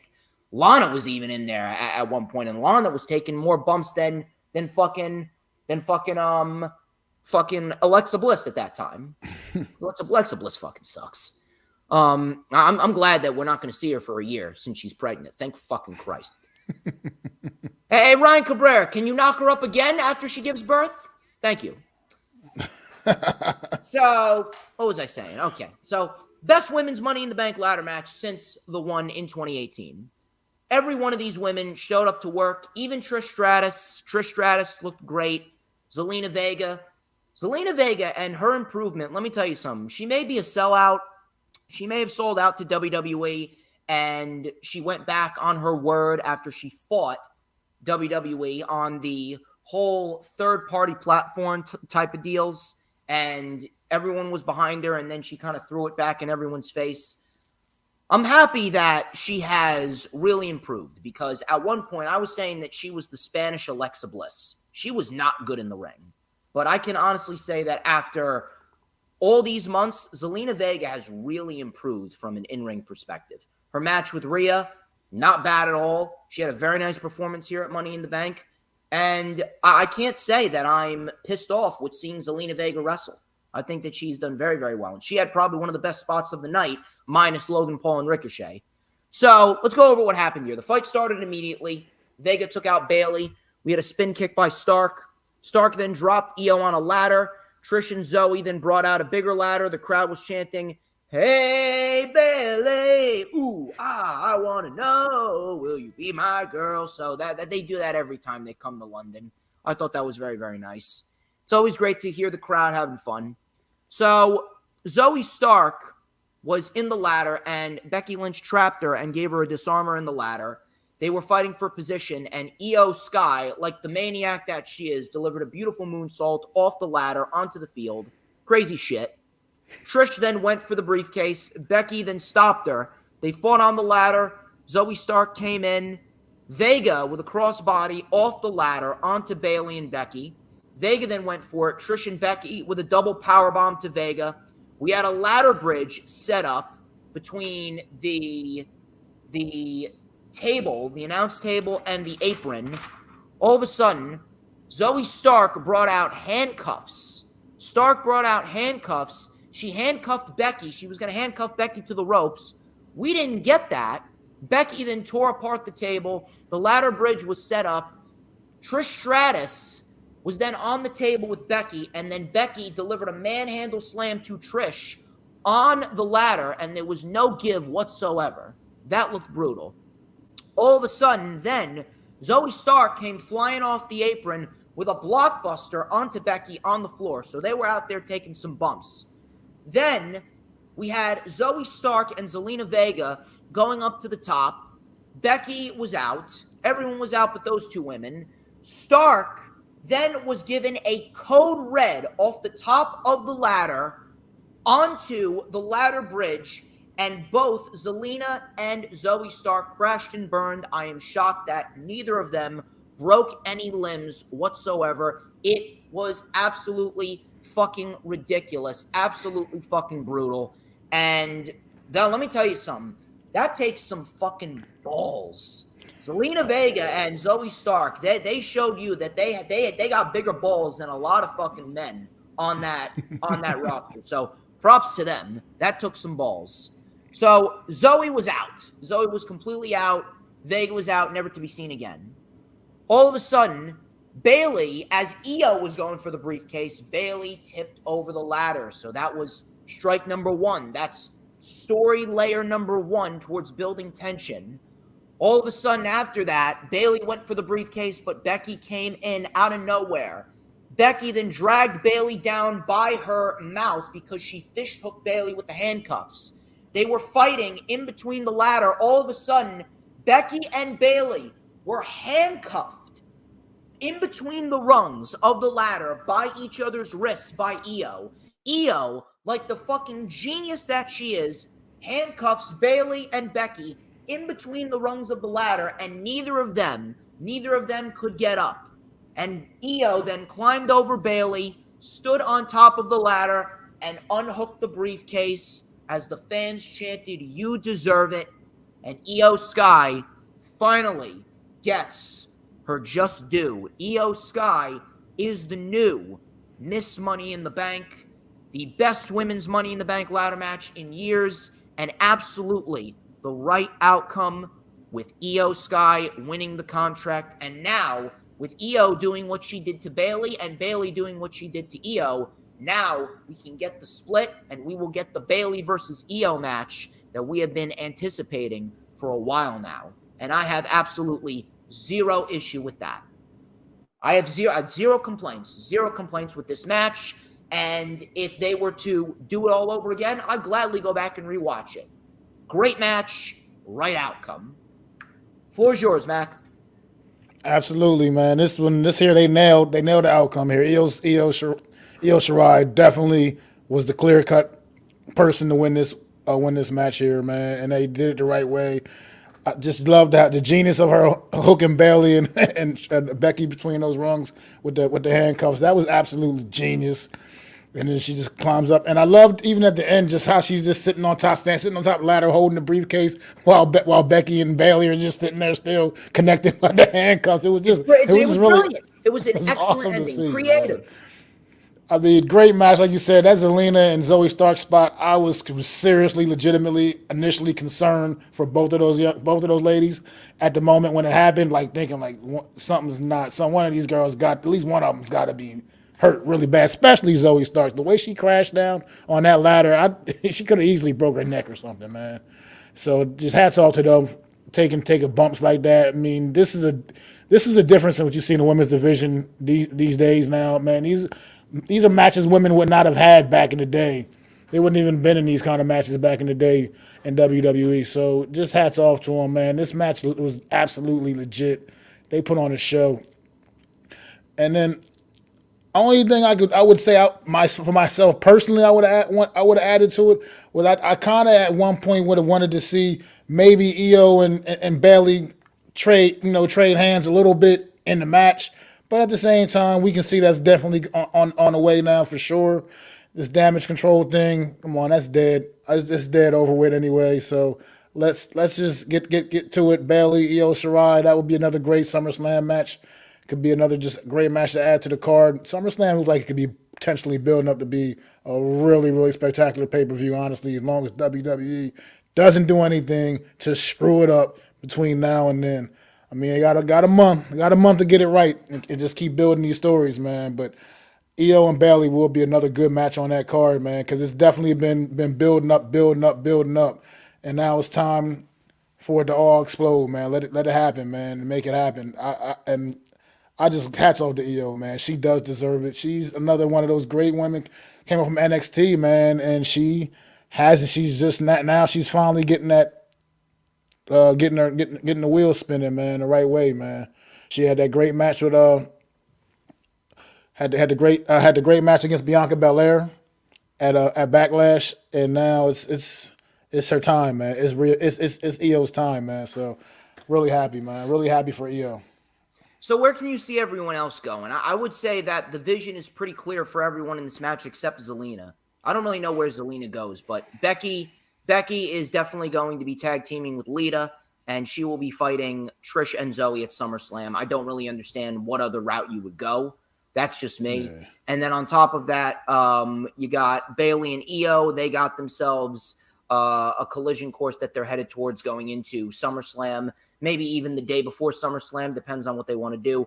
But either way, Zelina Vega kind of seems like the only one that we don't know where she's going. I mean, if you have any idea, I mean, let me know. But I think that Zelina is just in a role right now where she's just going to be there. That's just going to be a woman that puts on great matches and puts over talent. Everyone else has a clear-cut vision.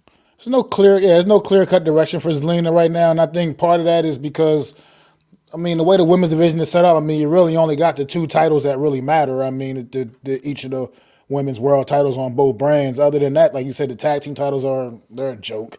And they don't have any other kind of mid-card women's titles at all whatsoever, not even one other kind of mid-card women's title, which would be something that would have been a perfect spot to slot Zelina in if they had one, but they don't. So, I mean, what are you going to do?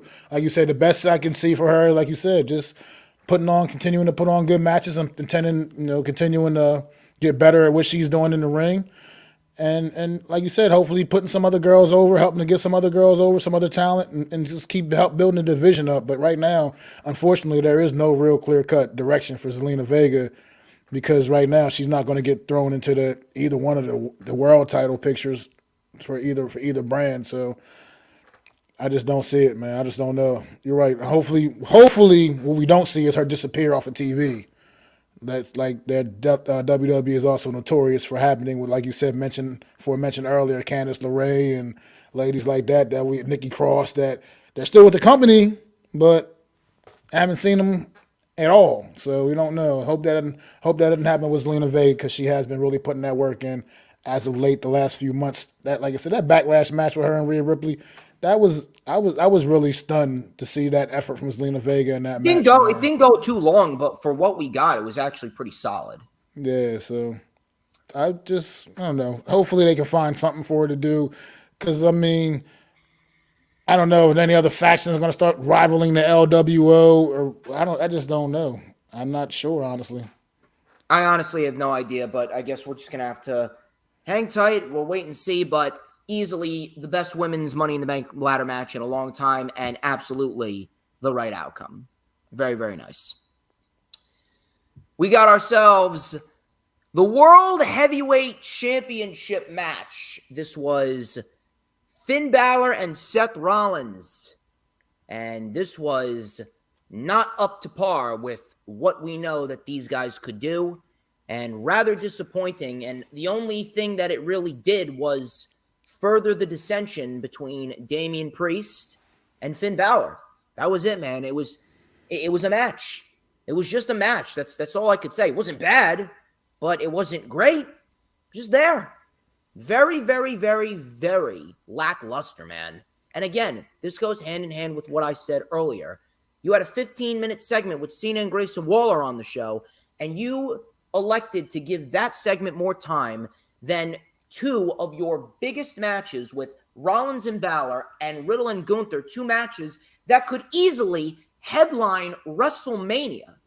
And you put them on this show, a show that could have gone down as the best show of the year if those two matches would have gotten the proper time, and you only give Rollins and Balor 12 fucking minutes. This had the potential to be the best Rollins and Finn Balor match that we've seen, and it's like they barely even broke out of the first or second gear. And why did we need to have Damian Priest come out and tease a cash-in if he wasn't going to cash in? Now's not the time for that. If he was going to cash in, you may as well have given us a solid match before you had Damian Priest strut his way out there. It's stupid, man. I honestly don't fucking understand WWE's mentality. And then on top of that, you're having Roman Reigns main event for the second pay-per-view in a row over the World Heavyweight Championship. If you want to have the Undisputed Championship main event the show, fine. But if Roman Reigns is not defending the title on the show, he should not be main eventing the show. If you want to, what you should, if anything, I mean, come on, the world title and both Money in the Bank ladder matches? Roman Reigns is now above the Money in the Bank ladder matches and the World Heavyweight Championship? I'm sorry.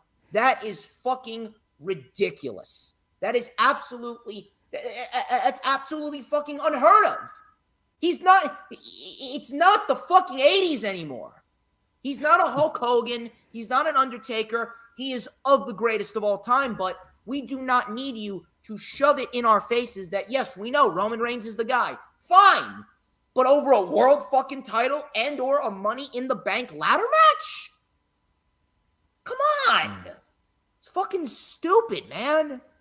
That right there just leaves a bad taste in my mouth. And then you got people saying, oh, well, you never would have gotten the reaction that you would have gotten with Balor and Rollins if you would have had Roman get pinned at the beginning of the show. How about Roman Reigns doesn't take the pin?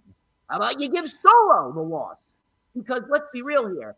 Solo losing would have played into the story a lot better, because now the Usos are trying to break the manipulation of Roman Reigns from Solo Sikoa's mind. How do you do that? Solo loses, and now Roman has a reason to be pissed at Solo. Because the Usos, they lost their tag team titles, and Roman Reigns got pissed at them. So, if Solo loses the Bloodline Civil War, Roman gets pissed at Solo, and we're off to the races with having Solo finally realize, this guy's a fucking prick. I'm going to spike this guy to hell. That's what I'm talking about. It's just so fucking simple. 12 minutes, 12 and a half minutes at most, this match went. And you barely even had them get out of the second gear. I'm sorry. Once again, just like Riddle and Gunther, inexcusable. Absolutely inexcusable. So the crowd was hot for Rollins. They kept on singing his song. Rollins and Balor went right after each other. Rollins with a suicide dive. Leg drop guillotine. Balor with a double stomp to the abdomen. He targeted the ribs. Rollins then came in with a V-trigger. Balor with an Eye of the Hurricane. Rollins kicked out at 1. Balor was pissed. Balor with a sling blade. Rollins with a super kick and a buckle bomb. Rollins went for the frog splash, but Balor got the knees up. Balor with a shotgun drop kick. He went for the coup de grace. He missed. Rollins with a rolling elbow. Enziguri. Pele kick was caught. Rollins with a pedigree. Balor kicked out at 2. All of a sudden, Priest came out. Priest watched over. We had a super kick by Rollins on Balor. Rollins eyed Priest. The crowd was chanting, cash it in, cash it in. Shotgun drop kick by Balor into the barricade. Balor then just fucking unleashed hell on Rollins. Balor with a coup de grace off of the table. Running coup de grace off the steps. Back in the ring. Shotgun drop kick. Balor went up. Priest then teased cashing in. Balor eyed Priest, and because of that distraction, it gave Rollins enough time to move out of the way. Rollins hit the stomp. Rollins retained in a match that was not bad. I'm not going to say it was terrible, but 12 minutes? Can't really do too much with 12 minutes when it comes to Finn Balor and Seth Rollins. This should have gone 20 minutes minimum, and we should have gotten a fucking banger, a fucking match that should have rivaled what we saw in the main event with the Bloodline Civil War. There is no reason why Balor and Seth Rollins should be getting only 1/3 of the time that you gave to Roman Reigns and Solo Sikoa versus the Usos with no fucking championships on the line. Inexcusable. Inexcusable. No need for the Cena Waller segment. This match should have gotten 20 minutes, and this match should have either been the co-main event followed by a Money in the Bank ladder match, or this should have been the main event and Roman and Solo versus Usos should have opened the show. I am sorry. Roman main eventing over the World Heavyweight Championship just is a spit in the face to that championship, and it further proves that it was an unnecessary championship just as a consolation prize because, hey, you can't beat Roman, here's your second place prize. Here's your participation ribbon. Well. I mean, first things first. You once again nailed it. Once you look down the card at this card, you see Rollins, Finn Balor, World Heavyweight Title match. You thinking you're about to get 20 to 30 minutes of absolute greatness. You think you are, but that's just not what they WWE. Once again, just not what they delivered, man. And they took two of the top talents in their whole company, and let them just kind of go out there and do a little something for a few minutes. I mean, it was, like you said, not bad because that was it. It was a match. It wasn't bad for what it's worth because these guys are just that damn good. But at the same time, we want more. Those guys can deliver. Those guys are primetime players, man. They can deliver, and they didn't get the opportunity to deliver the match that the WWE Universe deserved, that London crowd deserved. The way that crowd was absolutely on fire. They should have gotten a sensational 20 or 30 minute match between Finn Balor and Seth Rollins, and what they got was something where it was like, if they got up, for instance, to go get some damn popcorn or something real quick, they might have missed the whole damn match. So it's like, it just, I don't know. The WWE needs to get their stuff together, man, and figure it out. You got to. These are main eventers you had right there, and like you said, they weren't the main event. And not only that, their match was almost played like a damn afterthought of a match or something. It was an afterthought. A great storyline too between these guys that dates back all the way back to the Universal title, inception of the Universal title. That great match they had way back then. Finn Balor and Seth Rollins. They had to put on a great show that night, and unfortunately Finn had to relinquish the title the very next night after winning it. But this went full circle, and then it was like, this is what you give us for the world title in London at Money in the Bank. Like you said, it should have been the main event. To me, world title match supposed to headline the show. It's supposed to be the main event. The main thing. And it's the Money in the Bank pay-per-view with the ladder matches are kind of the feature matches in a sense, but a world title match should not play second fiddle to just a tag team match that has nothing on the line other than family pride, basically. So, I don't know. I agree with you, everything you said. You nailed it once again, man. Like, this match definitely was way too short considering the participants that were in it. The crowd, how over Seth Rollins is right now, you can't ask for anything more. And this crowd deserved a much better match than what they got. Not like I said, not that the match was bad, but they deserved more.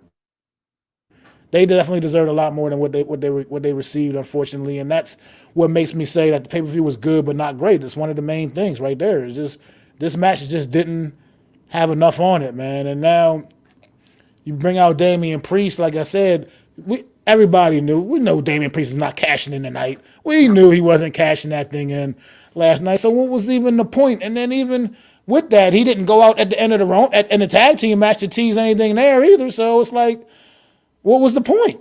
What was the point of him being out there at all? It just didn't make any sense. Took away from what should have been a great match. And it just unfortunately wasn't, man. Only thing good that comes out of it is, like you said, it just builds that storyline between him and Finn Balor to going forward. And we know what what's eventually going to result in. It's just a matter of how long it takes to get to that now from here. I'm telling you, man, if Finn and Rollins and Gunther and Riddle delivered like they should have, this would have easily been one of the best pay-per-views of the year. This would have been taken up from a 6.5 to at least an 8.5.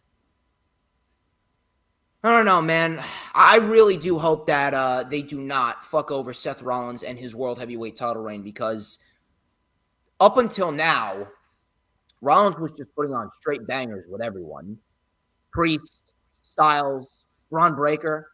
How is it that Rollins put on a better match with Braun Breaker on a random-ass rinky-dink episode of NXT, but yet this was the most underwhelming match of Rollins' world title reign thus far? How?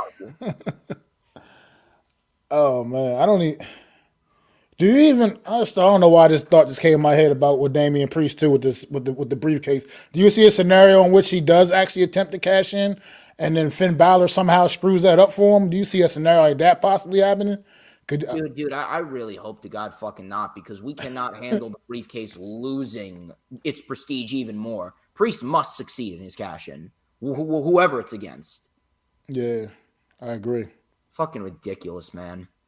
But that was that. Just a match on a pay-per-view. Very lame. Main event. What shouldn't have been the main event, which should have opened the show.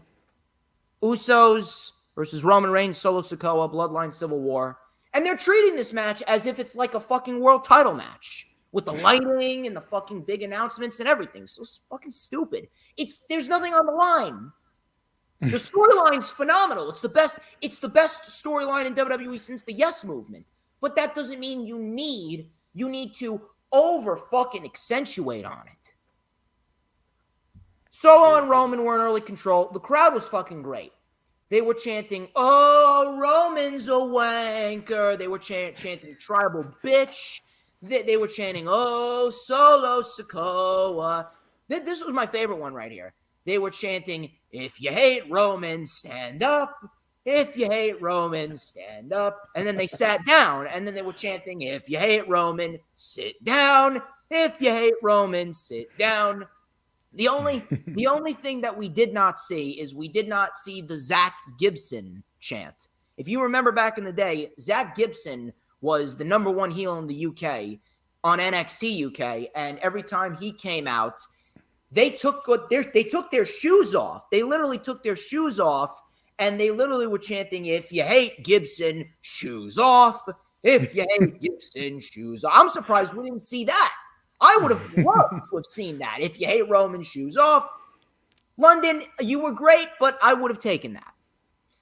So all of a sudden, Jay came in, hot tag. He lit up Solo with a hip attack, and suicide dives on Roman and Solo. Superman punch by Roman, and Jay kicked out. Tag to Jimmy.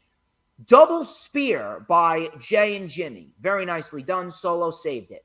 We had a standoff. Super kicks by Jimmy. Jimmy went for the splash. Roman caught him in the guillotine. Jimmy stayed alive.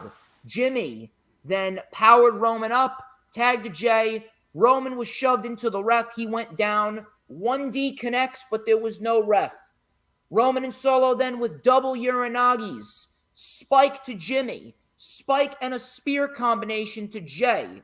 They stacked the Usos. Roman was going to pin him. Usos kicked out after the ref got back in. Huge crowd pop. Solo went for the table. Jimmy was put on the table. Solo jumped from the barricade with a splash. Jimmy moved and Solo crashed and burned. Roman with a spear. This I loved. This I fucking loved. Roman with the spear. Cover on Jay. 1, 2. Jay kicked out with a low blow to Roman Reigns.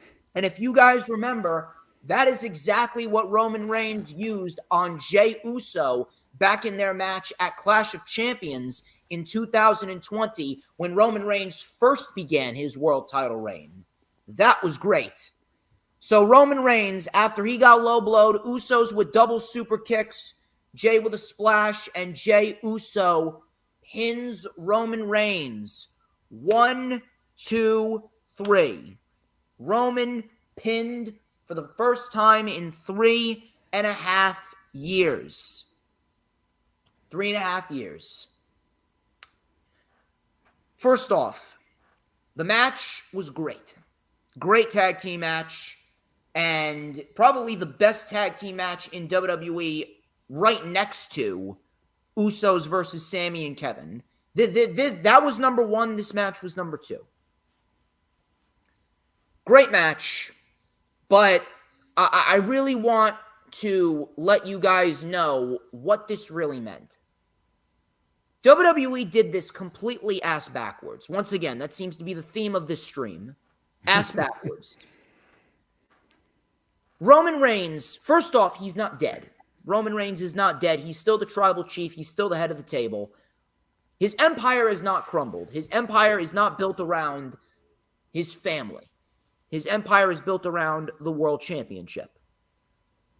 But what WWE did here was they took what Roman Reigns built and they gave it to a tag team wrestler, as good as he is, who did not need this accolade. Whether you want to admit it or not, when Roman Reigns loses the championship to whoever he loses it to, it's not going to feel as special. It's not. Roman Reigns, I was already saying it as soon as Roman Reigns beat Cody at WrestleMania. Roman Reigns has held the title for way too long. The story is not the problem. The problem is the fact that the storyline is continuing with Roman as the champion. Roman has not defended the title in 3 months. Roman Reigns has wrestled twice since WrestleMania, and he has not defended the title either of those times. I'm sorry, but the title has essentially become a prop on Roman Reigns. Roman Reigns is essentially ranking up days as champion for doing nothing. I'm sorry. That don't sit well. That don't sit well. That should not be sitting with anyone. That shouldn't be sitting with anyone, and that should not be tolerated by anyone. I compared this. I compared this to leaving a steak on the grill too long. I talked to little Stevie about this on Thursday, and I said, you leave a steak on the grill for too long, and it's rubbery, and it's too hard to chew, and it's lost all of its taste. That's Roman's title reign. WrestleMania was the date to take the title off of Roman. They didn't do it. They didn't do it.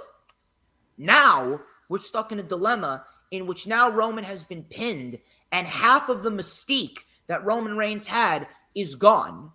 Cody Rhodes, or whoever, beating Roman Reigns for the World Championship while Roman was still unpinned for 3 years, that right there was the story.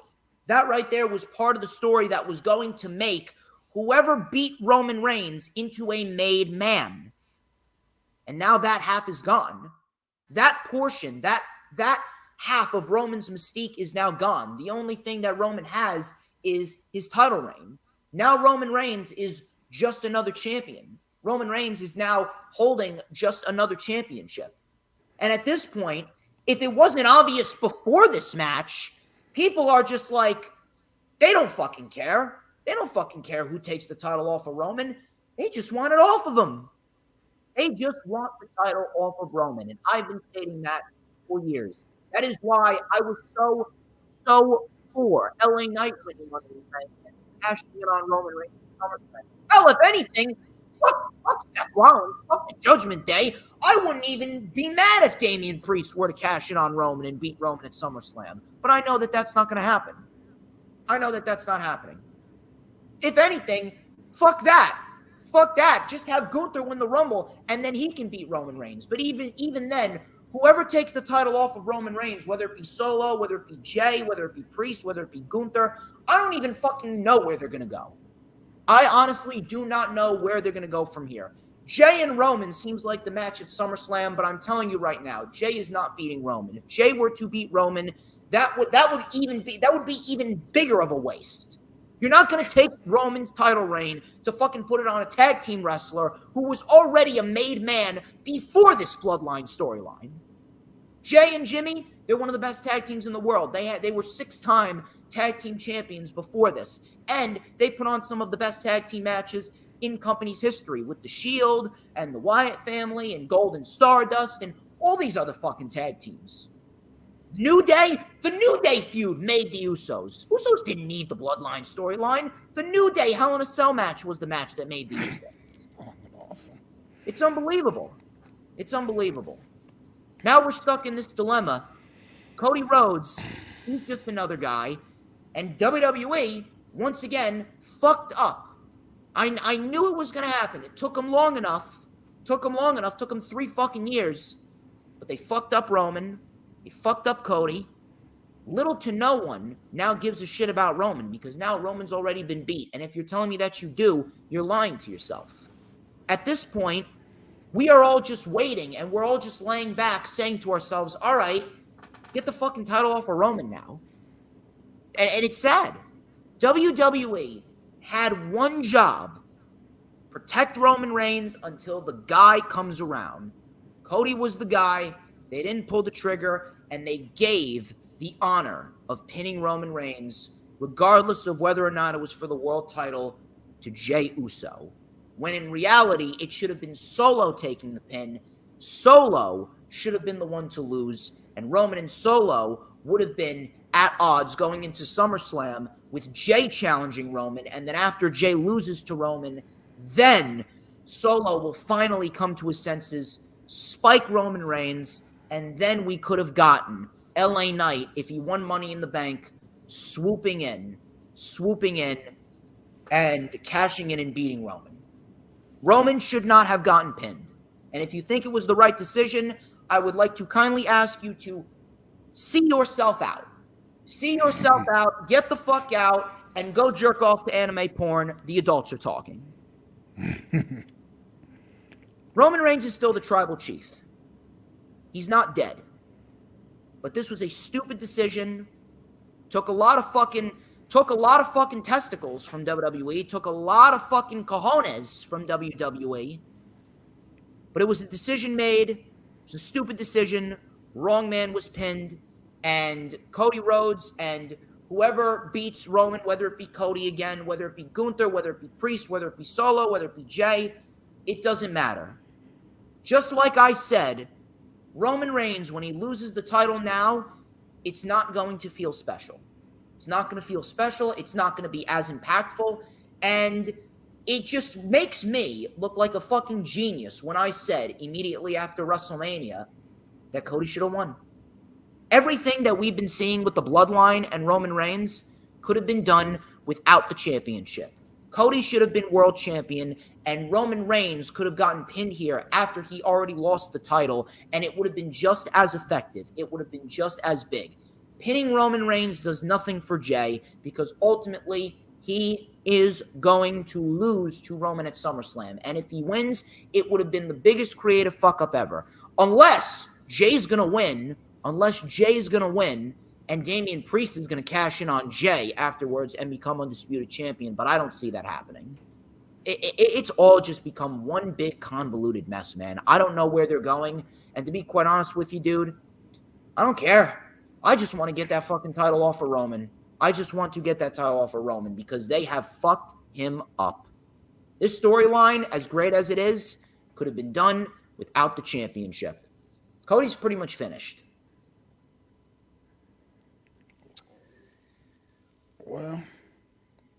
Well, I mean, once again, you said it all. I mean, I had this match going a couple of different ways, you know. I had one scenario in which the Usos would win. I had one scenario in which the Usos would lose. Neither scenario that I had Roman Reigns taking the pin. Obviously, I had Roman Reigns. I would have thought Solo and the Usos winning like they did. I would have thought for sure they would have pinned their little brother, Solo Sikoa, like you said, give that automatic built-in excuse for Roman Reigns to do what he does best is blame everybody else, blame Solo Sikoa, and then that would have been off and running. Bam, you got that, the build up for Solo and Roman. But then here we go. And then I had also a possibility with the Usos losing, Roman and Solo winning the match, but then perhaps Roman taking things a little too far and then Solo Sikoa maybe flipping it that way. Like, look, at the end of the day, these are still my brothers, you know what I mean? Like, you're going a little too overboard. I thought maybe we could have seen possibly something like that happen too and take place. We got none of that. And now, like you said, we're just stuck kind of in the conundrum of like, what's next? How are they going to really play this out? What's the end game? Like you said, it would make zero sense, like you said, to put the world undisputed title on Jey Uso. He is a legitimate tag team wrestler. That's what he is. He's not a solo act. Jimmy was out for that long extended time with the injury. That was different. That was his brother was injured. He's not a solo act. He's a legitimate tag team wrestler. That's how he competes. He competes with his brother, the Uso brothers. They're a legit tag team and one of the best in the world, like you said, as legit as it gets. So putting the title on him would make zero sense. So that's not gonna. I don't see it happening. I don't see that happening one bit. And it's like you said. At what point? What is the end game with Roman Reigns' title run? What's the end game? When do they? What is their real plan for getting the title off of this man? I mean, he got the 1,000 days. He's got the longest reign in the modern era, whatever it is. What is the end game? They need to figure this out. They don't man. even know, dude. They don't even know. the Vince McMahon was the one that caused all of this. If Vince McMahon was never able to manipulate his way back into the company, then I guarantee you Triple H would have booked Cody to win, and LA Knight would be Mr. Money in the Bank right now. Yeah, it's just getting out of control right now. So, I mean, yeah, just going forward, I felt like they could have really all but ended this whole thing yesterday. It could have basically all but ended it for the most part, but now it still seems like it's just kind of still going. And for how long? It's like you said, great storyline, but at this point in time, the Roman Reigns title reign, man, and it's like everyone is over it. Everyone is over it completely. Even over in London, they're over it, obviously, as they proved yesterday with the way they were chanting out in that crowd. So, yeah, they just need to figure out a way to wrap this thing up because no one wants to see Roman Reigns going into 2024 still with the undisputed title. No one wants to see that. So they got to figure something out here as a company and figure out how they're going to take this title off from Roman and make it look legit. Because it's not even the story that's the problem. It's not. It's the fact that he's still world champion. Yeah, I can agree. It is what it is, man. But, man, I really wish that things were different, and I really wish it's all Vince's fault. This is all Vince's fault. Telling you, man. Telling you, we will not see true rehabilitation to the company until that man is no longer breathing. Sad state. That's how it is. That, like Carmelo Hayes says, that's all it is, and that's all it's going to be. That's all it's going to be. But either way, that could be used to wrap up the show because that wraps up this edition of The Rewind for WWE Money in the Bank 2023. Thank you all for watching. Thank you to Dylan, Dee, Billy Wolf. Thank you to James Punaseca. You guys were great. And thank you very much, Mac. You were fantastic. All show, my pleasure to collaborate with you. The honor has always been all mine. And I hope one day to have you back on the channel sooner rather than later. One more time, man, where can everyone find you on social media? You can find me all across on all social media platforms, Facebook, Twitter, YouTube, Instagram, all at Mac the Giants fan. Just like you see it spelled on the screen, MACDA Giants fan. Football season is upon us, coming up soon, and I will be having more regular content on my channel once again when football season gets underway. Guaranteed three shows a week for sure, and then a couple extra things get sprinkled in here and there too. Football season is when my channel takes off, and that's when I'll be right back in full swing, man. at it again starting on Wednesday, July 26th, as a matter of fact, with my season debut of the Real Deal NFC East Roundup, where I cover the whole NFC East, man. And me and my partner, Adam Costas, we break the whole NFC East down, Eagles, Giants, Cowboys, as well as the Washington Commanders. So got that coming back soon, man. Looking forward to everybody tuning in.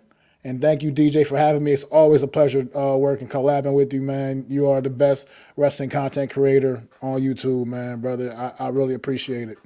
You already know the drill, man. Thank you very much for the kind words. Until next time, people, he's Mac the Giants fan. I am DJ Storms, and this has been The Rewind. But before we get out of here, there is an oh-so-important question that everybody must answer, and everyone must acknowledge the real tribal chief. Mac, who runs the IWC? DJ motherfucking Storm. Damn right, baby. Who? The DJ motherfucking Storms. And don't you forget it. Cause we want retribution. Oh yeah, we want retribution. Oh yeah, we want retribution. Oh yeah, we want retribution. Yeah, we ran out of patience. Boil up with